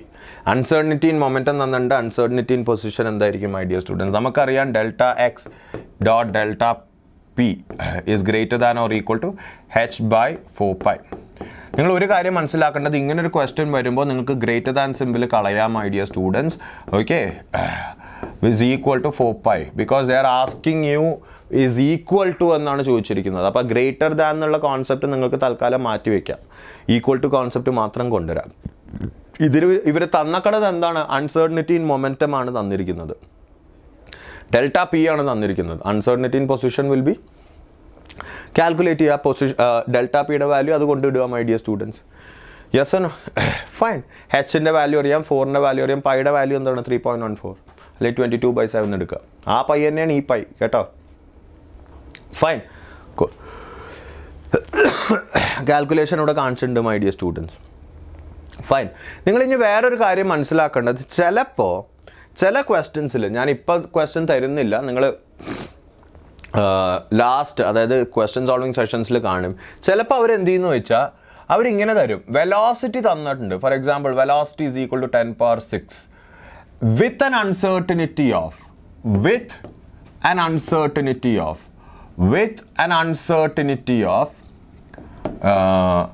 0.01%, അല്ലെങ്കിൽ with an accuracy of up to 0.01% എന്ന് തരും. അങ്ങനെ തരുമ്പോൾ നിങ്ങൾ മനസ്സിലാക്കേണ്ടത്, ഇപ്പോൾ ഇവിടെ ഇങ്ങനൊരു ക്വസ്റ്റ്യൻ ആണ് വന്നിരിക്കുന്നത്. നിങ്ങൾക്കറിയാം delta x dot delta v is equal to h/4 pi m. Okay, ഈ ക്വസ്റ്റ്യൻ അല്ല കേട്ടോ. ഈ ക്വസ്റ്റ്യൻ നമ്മൾ ഓൾറെഡി ചെയ്ത് കഴിഞ്ഞു. This is already done. Okay, ഇവിടെ ഡെൽറ്റ പി ഒക്കെയാണ്. ഇങ്ങനെ ഒരു question, velocity is equal to 10 power 6 with an uncertainty of 0.01%. ഇങ്ങനെ വന്നു കഴിയുമ്പോൾ നിങ്ങൾ മനസ്സിലാക്കുന്നത് delta v is nothing but 0.01/100 of 10 power 6 ആണ്. ഓക്കെ, അല്ലാണ്ട് 10 power 6 കൊണ്ട് ഇവിടെ ഇടാൻ പാടില്ല. നമുക്ക് ഇവിടെ correct velocity is equal to 10 power 6 with an uncertainty of 0.01%. അതായത് basically velocity will be equal to some it is equal to 10 plus an error. 10 plus an error. ഈ എറർ ആണ് നമുക്ക് അറിയേണ്ടത്. ഈ എറർ ആണ് ഈ അൺസർട്ടനിറ്റി. ഈ എറർ ആണ് 0.01% ഓഫ് ദിസ് വാല്യൂ എന്ന് പറഞ്ഞേക്കുന്നത്. സോ 0.01% എന്ന് ഉദ്ദേശിക്കുന്നത് 0.01 ഡിവൈഡ് ബൈ 100 into 10 power 6. ഇത് ഈ ക്വസ്റ്റ്യൻ ചെയ്യാനല്ല കേട്ടോ, ഞാൻ ജനറലി പറഞ്ഞതാണ്. ഇങ്ങനെ ക്വസ്റ്റ്യൻസ് വരാം. അപ്പോൾ ഇതൊന്ന് നോട്ട് ചെയ്യുക. കാര്യം ഇത് നമ്മൾ ചെയ്യുന്നതാണ്. ചാപ്റ്റർ കഴിഞ്ഞ് കഴിയുമ്പോൾ നമ്മൾ ചെയ്യും. Okay, fine, cool.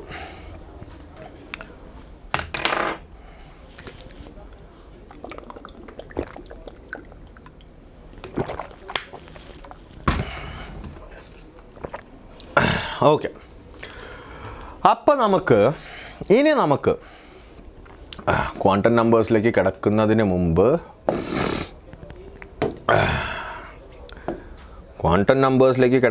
മുമ്പ് വേറൊരു കാര്യം ചെയ്യണ്ടേ? ക്വാണ്ടം മെക്കാനിക്കൽ മോഡൽ എന്താണെന്ന് അറിയണ്ടേ?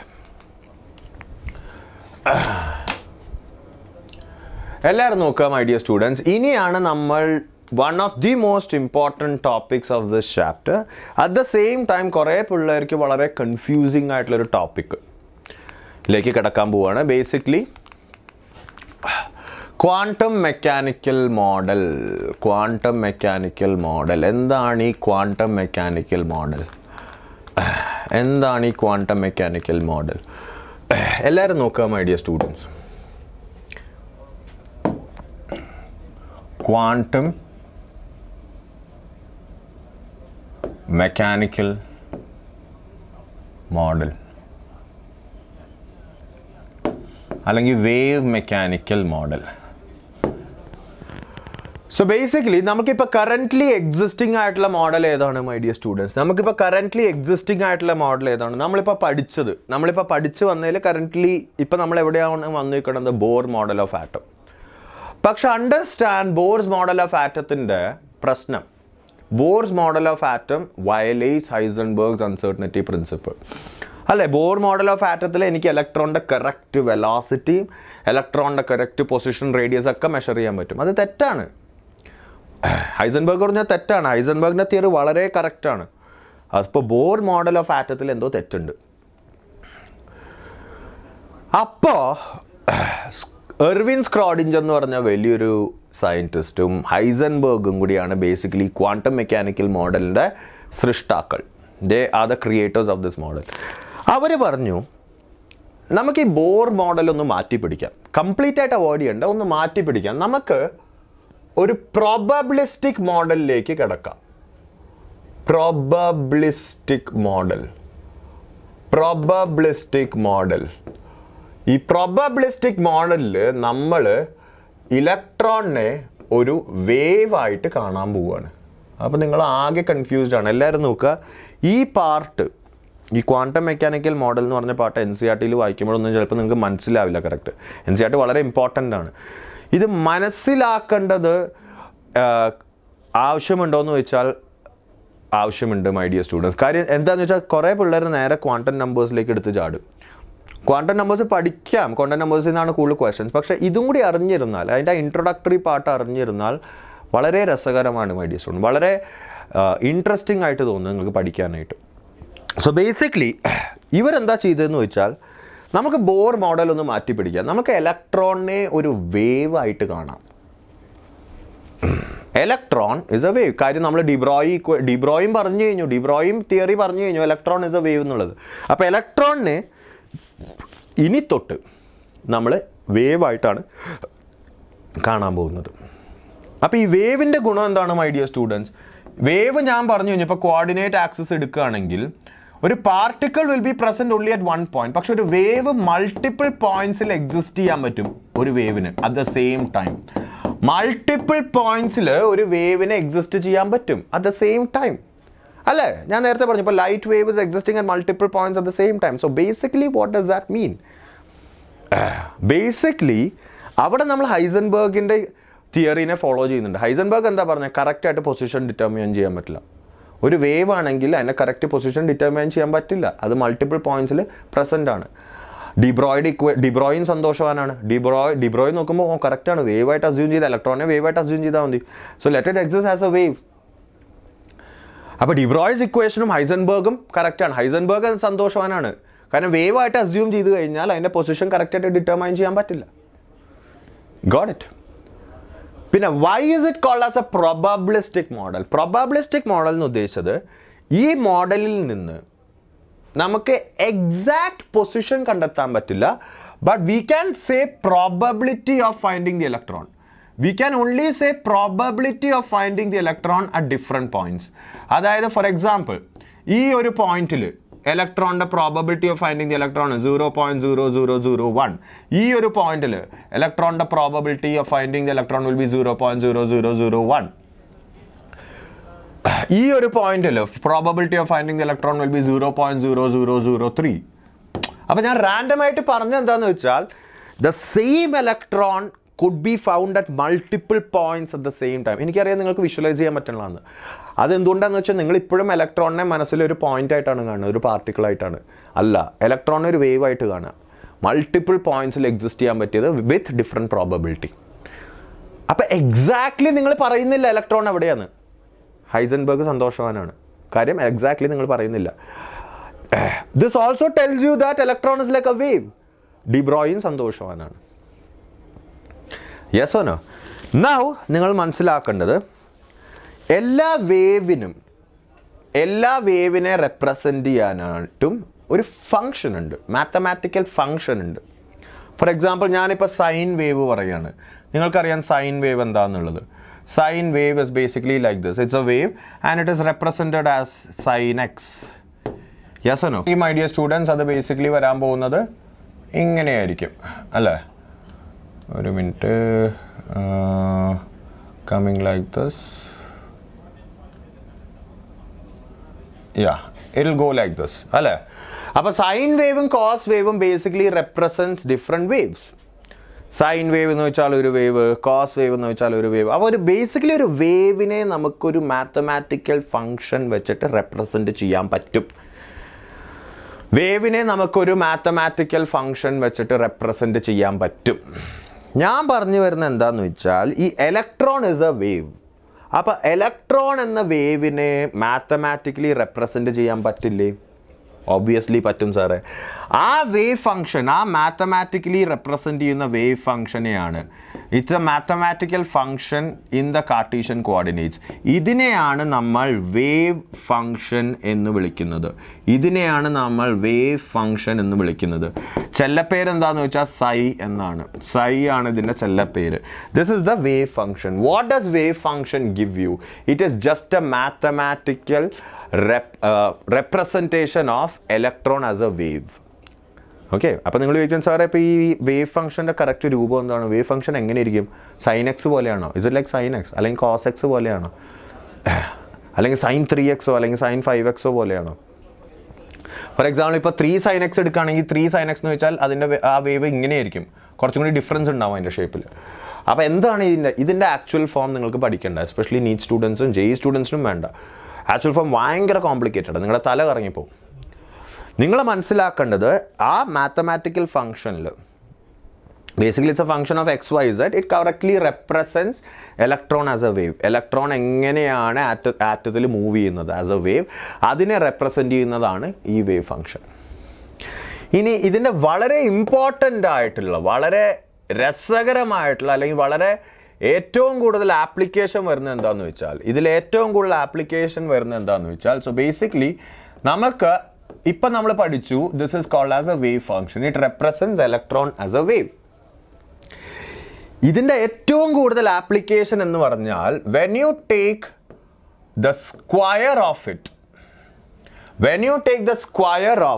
അറ്റ് എ പോയിന്റ്, അതായത് square of this function at a point, we get the probability density.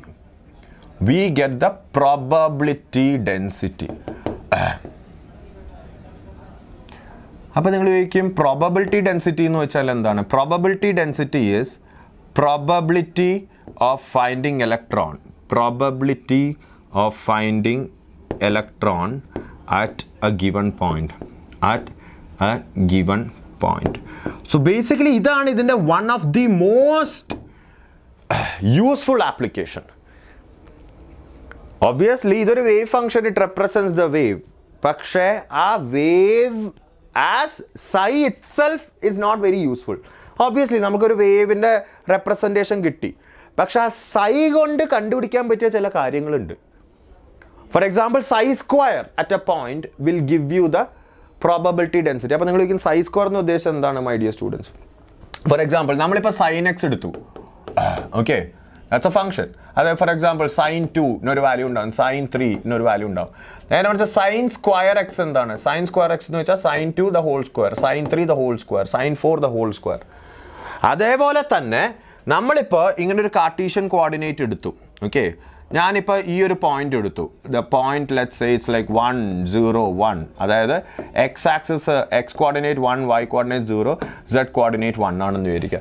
ഈ കോർഡിനേറ്റ്, ഈ പോയിന്റിൽ എനിക്കിപ്പോൾ ഇലക്ട്രോണിൻ്റെ പ്രോബബിലിറ്റി കണ്ടുപിടിക്കണമെങ്കിൽ ഞാൻ എന്ത് ചെയ്യണം എന്ന് വെച്ചാൽ അതിൻ്റെ സൈ കണ്ടുപിടിക്കുക. സൈ അറ്റ് 1 0 1 കണ്ടുപിടിക്കുക.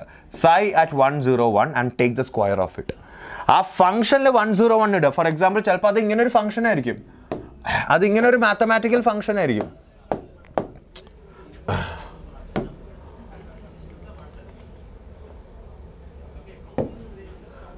ഒരു മിനിറ്റ്. ഒരു മിനിറ്റ് മക്കളെ.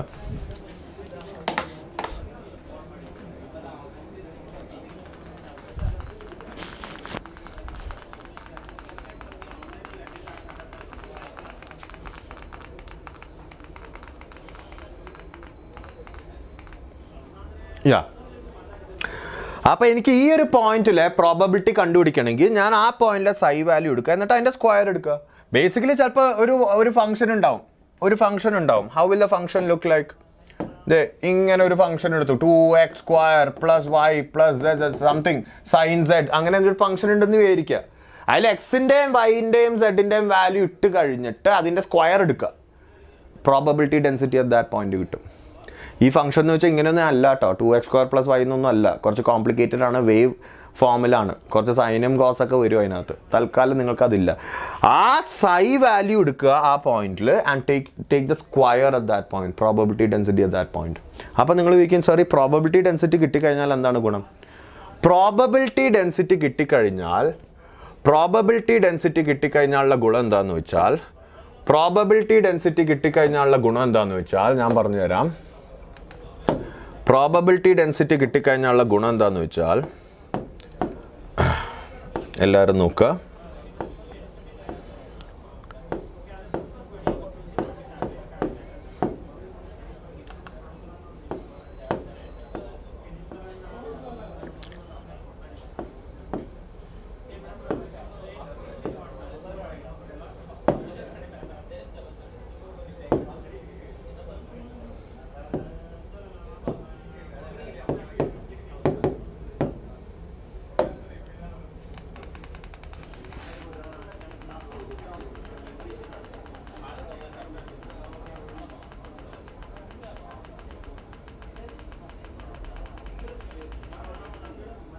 എല്ലാവരും നോക്കാം my dear students.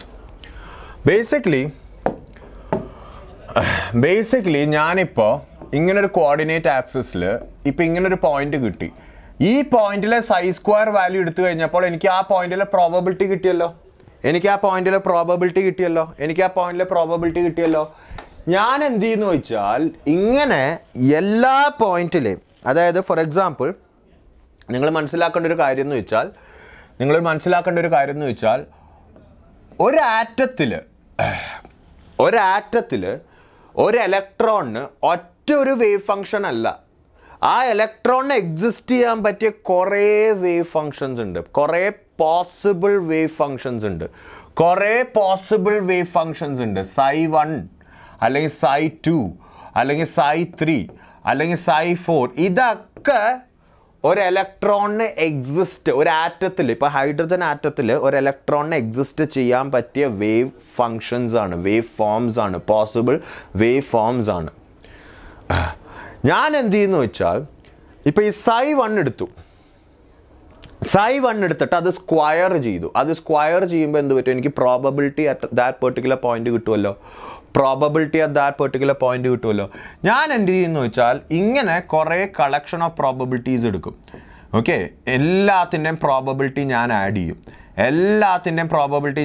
For example ഇവിടെ എല്ലായിടത്തും ഇലക്ട്രോണിനെ കാണാൻ പറ്റുമായിരിക്കും, പക്ഷേ I will get A cluster of points. എനിക്കിങ്ങനെ ഒരു ക്ലസ്റ്റർ ഓഫ് പോയിന്റ്സ് കിട്ടും where there will be maximum probability of finding the electron,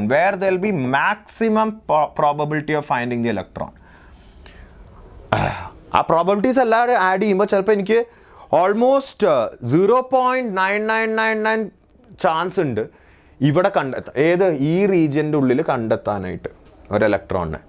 so basically എനിക്ക് എന്താ കിട്ടുന്നത് ഇവിടെ എനിക്ക് കിട്ടുന്നത് ഇലക്ട്രോൺ മൂവ് ചെയ്യാൻ ചാൻസ് ഉള്ള റീജിയൻ്റെ ഷേപ്പാണ് കിട്ടുന്നത് ഇവിടെ, അല്ലേ? ചിലപ്പോൾ വേറൊരു വേവ് ഫംഗ്ഷൻ എടുത്തിട്ട് വേറൊരു പോസിബിൾ വേവ് ഫംഗ്ഷൻ എടുത്തിട്ട് അതിൻ്റെ സ്ക്വയർ വാല്യൂസ് എടുത്ത് ഞാൻ ആഡ് ചെയ്യുമ്പോൾ ചിലപ്പോൾ എനിക്ക് ഇങ്ങനെ ചെറുതായിരിക്കില്ല, കുറച്ചും കൂടി വലിയ സ്ഫിയർ കിട്ടുമായിരിക്കും. So basically what does that tell you? ഇലക്ട്രോണിന് ആ വലിയ സ്ഫിയറിലും മൂവ് ചെയ്യാൻ പറ്റും, ആ വലിയ സ്ഫിയറിൻ്റെ ഉള്ളിലും മൂവ് ചെയ്യാൻ പറ്റും. ചിലപ്പോൾ മൈ ഡിയർ സ്റ്റുഡൻസ് ഞാൻ Psi3 എടുത്തിട്ട് അതിൻ്റെ വാല്യൂസ് സ്ക്വയർ ചെയ്തു. psi 3 എടുത്തിട്ട് psi 3 എടുത്തു ഞാൻ എന്നിട്ട് psi 3 എടുത്തിട്ട് അതിൻ്റെ വാല്യൂസ് സ്ക്വയർ ചെയ്തു. അതിൻ്റെ വാല്യൂസ് സ്ക്വയർ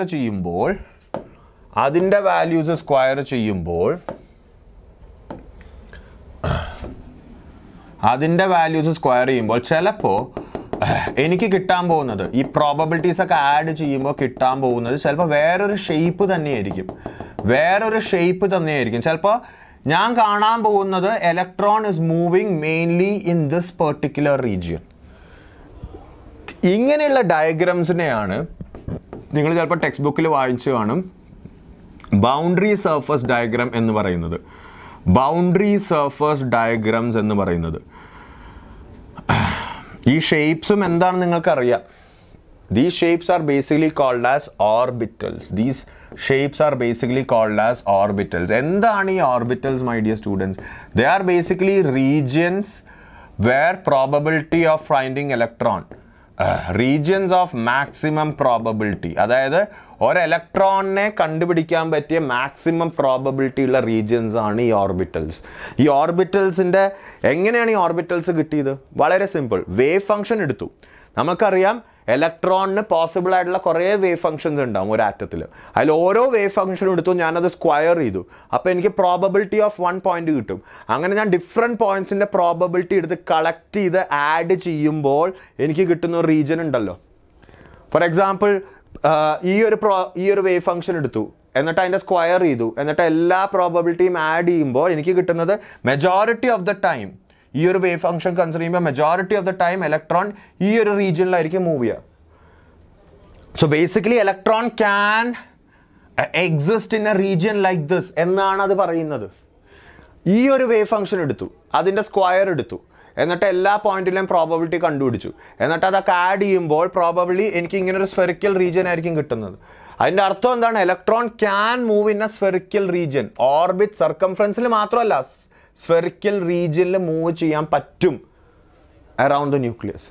അതാണ് പറയുന്നത്. സോ ഇവിടെ എന്തൊക്കെ നമ്മൾ ഫോളോ ചെയ്യുന്നുണ്ട്? ഹൈസൻബർഗ്സ് അൺസർട്ടനിറ്റി പ്രിൻസിപ്പിൾ ഫോളോഡ് അല്ലേ? കാര്യം നമ്മൾ കറക്റ്റായിട്ട് പറയുന്നില്ല ഇലക്ട്രോൺ എവിടെയാണ്. ഒരു റീജിയനിൽ മൂവ് ചെയ്യാൻ ചാൻസ് ഉണ്ട്. Wave mechanical wave model de Broglie's wave equation followed അല്ലേ? കറക്റ്റ്. നമ്മൾ വേവിനെ ആസ്പദമാക്കിയിട്ടാണ് ഈ വേവ് ഫംഗ്ഷൻ ഡിഫൈൻ ചെയ്തിരിക്കുന്നത്. Wave functions basically define the wave form of electron. Got it? ഇതെല്ലാം കഴിഞ്ഞ് എനിക്ക് വേറൊരു സംഭവം കിട്ടും. There is something called as Schrodinger's equation. Schrodinger's equation എന്നും പറഞ്ഞ് വലിയൊരു ഇക്വേഷൻ നിങ്ങൾ കണ്ടു കാണും ഈ വേവ് മെക്കാനിക്കൽ മോഡലിൽ. അത് കണ്ടാൽ വളരെ സിമ്പിളായിട്ട് തോന്നുമായിരിക്കും. നിങ്ങൾക്ക് തോന്നുമായിരിക്കും. Schrodinger's equation is basically like this.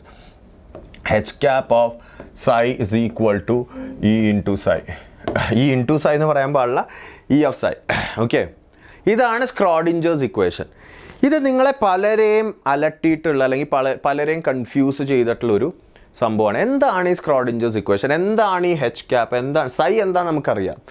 H cap, my dear students, is nothing but Hamiltonian operator. H capനെ നമ്മൾ ഹാമിൽട്ടോണിയൻ ഓപ്പറേറ്റർ എന്ന് വിളിക്കുന്നു. H capനെ നമ്മൾ ഹാമിൽട്ടോണിയൻ ഓപ്പറേറ്റർ എന്ന് വിളിക്കുന്നു. E stands for energy. E stands for energy of the system. അപ്പോൾ നിങ്ങൾ വിചാരിക്കും എന്താണ് system? Basically energy of the electron എന്ന് വേണമെങ്കിൽ പറയാം. അപ്പോൾ നിങ്ങൾ പലരും വിചാരിച്ചിട്ടുണ്ട്, സാറേ ഇത് ഇങ്ങനൊരു ഇക്വേഷൻ ആണെങ്കിൽ എനിക്ക് സൈയും അങ്ങോട്ട് ക്യാൻസൽ ചെയ്താൽ പോരെ. സൈയും ക്യാൻസൽ ചെയ്ത് കഴിഞ്ഞാൽ എനിക്ക് H cap is equal to E എന്ന് കിട്ടും. ഒരിക്കലും ചെയ്യാൻ പാടില്ല മൈ ഡിയർ സ്റ്റുഡൻസ്. നിങ്ങൾ വിചാരിക്കുന്ന പോലത്തെ ഒരു ഇക്വേഷൻ അല്ല ഇത്. ബേസിക്കലി ഹാമിൽട്ടോണിയൻ ഓപ്പറേറ്റർ എന്ന് പറഞ്ഞാൽ ഒരു ഓപ്പറേറ്ററാണ്. ഓപ്പറേറ്റർ എന്ന് വെച്ചാൽ എന്താണ്? Mathematical operator. ഫോർ എക്സാമ്പിൾ ഞാനിപ്പോൾ x² എടുത്തു.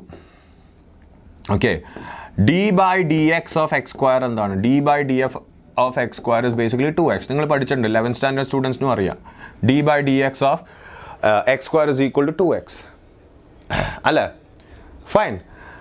ഇതിൻ്റെ അർത്ഥം എന്താണ്? അപ്പോൾ നിങ്ങൾ പറയോ d/dx ഇതിൽ നിങ്ങൾ ഇത് രണ്ടും കമ്പയർ ചെയ്തിട്ട് പറയുമോ d by dx is equal to 2 എന്ന്? അല്ല, d by dx is basically an operator. നിങ്ങൾ പറയോ d by dx of x square is equal to 2x, അപ്പോൾ d by dx is equal to 2 എന്ന് പറയോ? ഇല്ല അല്ലേ? അല്ലെങ്കിൽ കുറച്ചും കൂടി കൃത്യമായിട്ട് പറയുകയാണെങ്കിൽ പ്രോബബ്ലി ഇതിനേലും നല്ലത് e by x ന്റെ കാര്യം എടുക്കണതാണ്. d by dx of e raised to x is equal to e raised to x. അപ്പോൾ നിങ്ങൾ പറയോ d by dx is equal to 1 എന്നുള്ളത്? d by dx is equal to 1 എന്നുള്ളത് നിങ്ങൾ പറയോ? ഇല്ല. Because you know that d by dx is an operator. ഡിഫറൻഷിയേഷൻ്റെ operator ആണ് d by dx. It's an operator. It operates on a function to give you another function. ഒരു operator എന്ന് പറഞ്ഞാൽ ഒരു ഫംഗ്ഷൻ്റെ പുറത്ത് അത് ആക്ട് ചെയ്യുമ്പോൾ will give you another function. അതേപോലെ Hamiltonian operator is a very complicated operator. തൽക്കാലം നിങ്ങൾക്കില്ല, JEE സ്റ്റുഡൻസിന് പോലും ഇല്ല. It's a very complicated operator. ആ ഓപ്പറേറ്റർ ഞാൻ വേവ് ഫംഗ്ഷനിൽ അപ്ലൈ ചെയ്യുമ്പോൾ എനിക്ക് കിട്ടുന്നതാണ് അതിൻ്റെ എനർജി വാല്യൂ. അതായത് ഫോർ എക്സാമ്പിൾ ഞാൻ ഓൾറെഡി പറഞ്ഞു കഴിഞ്ഞു, എനിക്കിപ്പോൾ ഡിഫറെൻറ്റ് വേവ് ഫംഗ്ഷൻസ് ഉണ്ട്. ψ1, ψ2, ψ3, ψ4. ഇതൊക്കെ പോസിബിൾ വേവ് ഫംഗ്ഷൻസ് ആണ്. ഇപ്പോൾ ഹൈഡ്രജൻ ആറ്റത്തിൽ എനിക്ക് പോസിബിൾ ആയിട്ടുള്ള വേവ് ഫംഗ്ഷൻസ് ആണ്, ഇലക്ട്രോണിന് പോസിബിൾ ആയിട്ടുള്ള വേവ് ഫംഗ്ഷൻസ് ആണ്. ഓരോ വേവ് ഫംഗ്ഷനും ഇവിടെ ഇടുമ്പോൾ ആ കറസ്പോണ്ടിങ് വേവ് ഫംഗ്ഷൻ്റെ എനർജി എനിക്ക് കിട്ടും ഈ ഓപ്പറേറ്റർ ഇടുമ്പോൾ. ഈ ഹാമിൽട്ടോണിയൻ ഓപ്പറേറ്റർ ഇപ്പോൾ ψ1 ആക്ട് ചെയ്യുകയാണെങ്കിൽ ψ1 എനർജി എനിക്ക് കിട്ടും, ψ2 എനർജി എനിക്ക് കിട്ടും അതിവിടെ കൊണ്ടിടുകയാണെങ്കിൽ. സോ ബേസിക്കലി ഞാൻ ഓൾറെഡി പറഞ്ഞു കഴിഞ്ഞു, ψ1, ψ2, ψ3, ψ4 ഒക്കെ ഓൾറെഡി റെപ്രസെൻറ്റ് ചെയ്യുന്നത് ചില റീജിയൻസിനെയാണ്. ഞാൻ ഓൾറെഡി പറഞ്ഞു കഴിഞ്ഞല്ലേ, ഇവിടെ ചില റീജിയൻ, ഇപ്പോൾ ψ1 അപ്ലൈ ചെയ്യുമ്പോൾ എനിക്ക് ഇങ്ങനെ ഒരു റീജിയൻ കിട്ടി, ψ2 അപ്ലൈ ചെയ്യുമ്പോൾ അങ്ങനെ ഒരു റീജിയൻ കിട്ടി എന്നൊക്കെ പറഞ്ഞില്ലേ. സോ ബേസിക്കലി ഈ റീജിയൻസ് എല്ലാം ψ1, ψ2, ψ3 എല്ലാം തന്നു.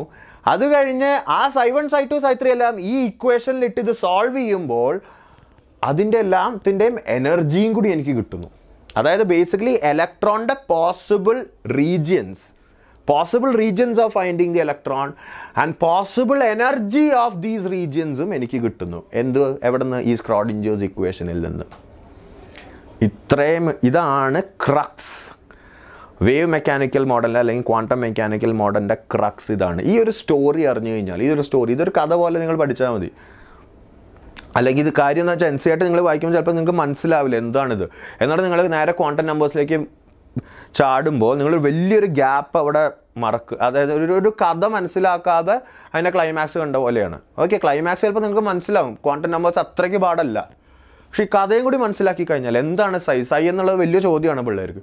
സൈ എന്ന് പറഞ്ഞാൽ electron as a wave represent ചെയ്യാൻ പറ്റിയൊരു മാത്തമാറ്റിക്കൽ ഫംഗ്ഷനാണ്. സൈ കൊണ്ടുള്ള ഉപയോഗം എന്താണെന്ന് വെച്ചാൽ സൈയുടെ സ്ക്വയർ എടുത്തു കഴിയുമ്പോൾ ഒരു പോയിന്റിൽ ഇലക്ട്രോണിനെ കണ്ടുപിടിക്കാനുള്ള പ്രോബബിലിറ്റി കിട്ടും. അപ്പോൾ ആ പ്രോബബിലിറ്റിയുടെ ഉപയോഗം എന്താ? ആ പ്രോബബിലിറ്റി വെച്ചിട്ട് നമുക്ക് മാക്സിമം ഇലക്ട്രോൺ എവിടെയൊക്കെ ഉണ്ടാവും എന്നുള്ളത് മനസ്സിലാക്കാൻ പറ്റും. ഈ റീജിയൻസ് മനസ്സിലാക്കാൻ പറ്റും. Got it? Yes or no? For example ചില വേവ് ഫംഗ്ഷൻസ് യൂസ് ചെയ്യുമ്പോൾ ചിലപ്പോൾ എനിക്ക് ഇങ്ങനത്തെ റീജിയൻ കിട്ടും, വേറെ റീജിയൻ എനിക്ക് കിട്ടും. എനിക്കറിയാം നിങ്ങൾക്കൊക്കെ ഓൾറെഡി മനസ്സിലായി കഴിഞ്ഞു ഈ റീജിയൻസ് എന്താണെന്നുള്ളത്. S orbital, P orbital, D orbital എന്നുള്ളതൊക്കെ നിങ്ങൾക്കറിയാം. ചിലപ്പോൾ ഈ ψ4 യൂസ് ചെയ്തിട്ട് സ്ക്വയർ ചെയ്ത് പ്രോബബിലിറ്റീസ് ആഡ് ചെയ്യുമ്പോൾ എനിക്ക് മനസ്സിലാവും, ഓക്കെ ഫൈൻ, ഇലക്ട്രോൺ ഇങ്ങനെ ഒരു റീജിയനും കൂടി പോസിബിൾ ആണെന്നുള്ളത്. ഈ ഷേപ്പ് ഓഫ് ഓർബിറ്റൽസ് ഒക്കെ നമ്മൾ പിന്നെ പഠിക്കും. നമ്മളിപ്പോൾ ഫോക്കസ് ചെയ്യേണ്ടത് സൈ എന്താണ്. It's a mathematical wave function representing the wave form of electron. Psi square എന്താണ്? It's a probability density. എന്താണ് പ്രോബബിലിറ്റി ഡെൻസിറ്റി വെച്ചിട്ട് ചെയ്യാൻ പറ്റുക? എനിക്ക് ബൗണ്ടറി സർഫസ് ഡയഗ്രാംസ് ക്രിയേറ്റ് ചെയ്യാൻ പറ്റും. എന്താണ് ബൗണ്ടറി സർഫസ് ഡയഗ്രാംസ്? ഈ boundary surface diagrams is nothing but you are just putting the probabilities of finding the electron, okay, and then adding it up. അങ്ങനെ add ചെയ്യുമ്പോൾ ഏതൊക്കെ റീജിയൻസിലാണ് maximum probability of finding the electron എന്ന് കിട്ടാൻ പറ്റും. അപ്പോൾ ആ റീജിയൻ്റെ ഒരു ഉദ്ദേശ ഷേപ്പ് എനിക്ക് മനസ്സിലാവും. ബോർ മോഡലിൽ നമ്മൾ ഓർബിറ്റ്സ് മാത്രമാണ് കൺസിഡർ ചെയ്തത്. ഇവിടെ നിങ്ങൾ മനസ്സിലാക്കേണ്ടത് electron can move in certain regions. ഒരു സർക്കംഫറൻസിൽ മാത്രമല്ല, ചിലപ്പോൾ ഇലക്ട്രോൺ ഒരു സ്ഫെറിക്കൽ റീജിയനിൽ മൂവ് ചെയ്യാം, depends on the wave function ഇട്ട്. ചിലപ്പോൾ ഇങ്ങനൊരു ഷേപ്പിൽ മൂവ് ചെയ്യാം. ഈ ഷേപ്പ് എന്താണെന്നുള്ളതൊക്കെ ഞാൻ പിന്നെ പറഞ്ഞുതരാം. Got it? ഫൈൻ. വേറൊരു ഉപയോഗം എന്താണ് സൈഡ്? ഈ സ്ക്രോഡിഞ്ചേഴ്സ് ഇക്വേഷനിൽ സൈനെ കൊണ്ട് ഇട്ട് കഴിഞ്ഞാൽ എനിക്ക് ആ കറസ്പോണ്ടിങ് റീജിയൻസിൻ്റെ എനർജി കൂടെ കിട്ടും. ഇപ്പോൾ ആ സ്ഫെറിക്കൽ റീജിയനിൽ മൂവ് ചെയ്താൽ എത്ര എനർജി ഉണ്ടാവും, മറ്റേ നേരത്തെ കണ്ടില്ലേ ഡംബൽ പോലത്തുള്ള ഈ റീജിയനിൽ മൂവ് ചെയ്താൽ എത്ര എനർജി ഉണ്ടാവും എന്നുള്ളതൊക്കെ കിട്ടും. Okay fine. പിന്നെ വേറൊരു കാര്യം നിങ്ങൾ മനസ്സിലാക്കേണ്ടത്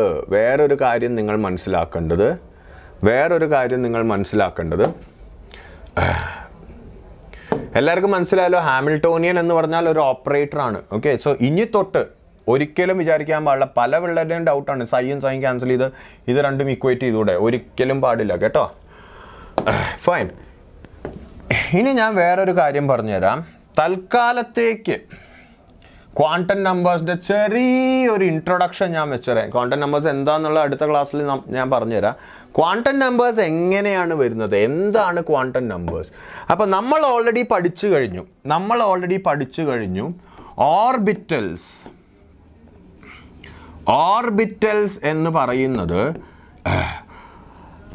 regions inside the atom,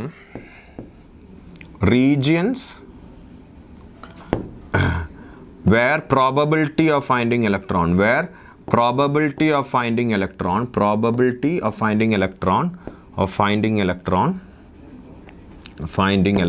is maximum or high എന്ന് പറയാം. ഓക്കെ, സോ ബേസിക്കലി ഓർബിറ്റൽസിനെ എനിക്ക് ഹൗസ് ഓഫ് ഇലക്ട്രോൺ എന്ന് വിളിക്കാം. അതായത് ഇലക്ട്രോൺസിൻ്റെ വീടുകൾ, ഇലക്ട്രോൺസ് തങ്ങാൻ പറ്റിയ വീടുകളാണ് ഈ ഓർബിറ്റൽസ്. എല്ലാ ഹൗസിനും, എല്ലാ ഹോമിനും അല്ലെങ്കിൽ എല്ലാ വീടിനും ഒരു അഡ്രസ്സ് ഉണ്ടാവുമല്ലോ. എല്ലാ വീടിനും ഒരു അഡ്രസ്സ് ഉണ്ടാവും. ഫോർ എക്സാമ്പിൾ, എല്ലാ ഹൗസിനും ഒരു സിറ്റി അഡ്രസ്സ് ഉണ്ടാവും, ഒരു സ്ട്രീറ്റ് അഡ്രസ്സ് ഉണ്ടാവും. Yes no? ഒരു ഹൗസ് നമ്പർ ഉണ്ടാവും. അതേപോലെ ഓർബിറ്റൽസിന് ഈ സിറ്റി അഡ്രസ്സും സ്ട്രീറ്റ് അഡ്രസ്സും ഹൗസ് നമ്പറും കിട്ടിക്കഴിഞ്ഞാൽ നമുക്ക് വീട്ടിലെത്താൻ പറ്റും. അതേപോലെ ഓർബിറ്റൽസിനെ ഡിഫൈൻ ചെയ്യുന്ന സംഭവങ്ങളാണ് ഈ quantum numbers.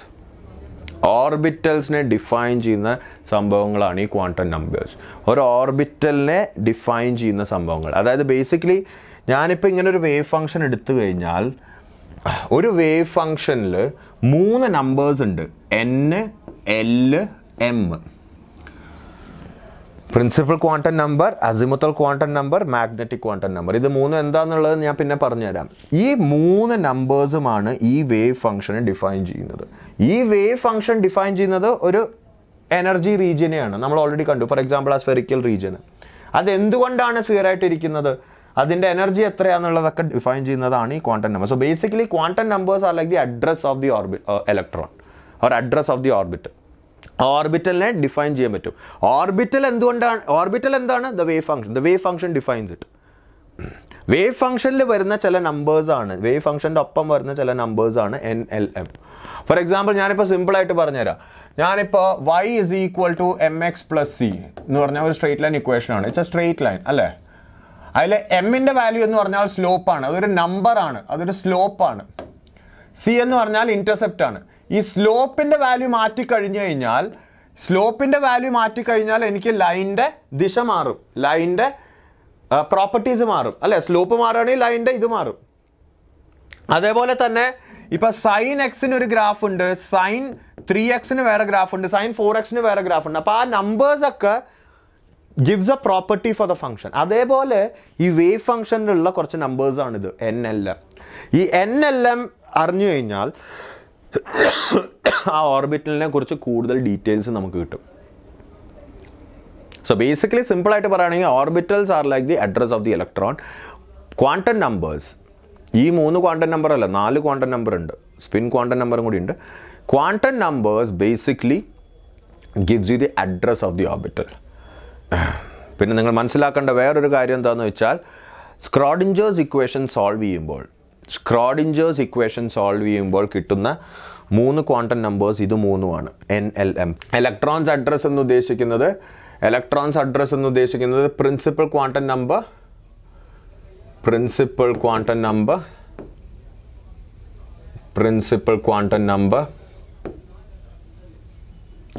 Okay, azimuthal quantum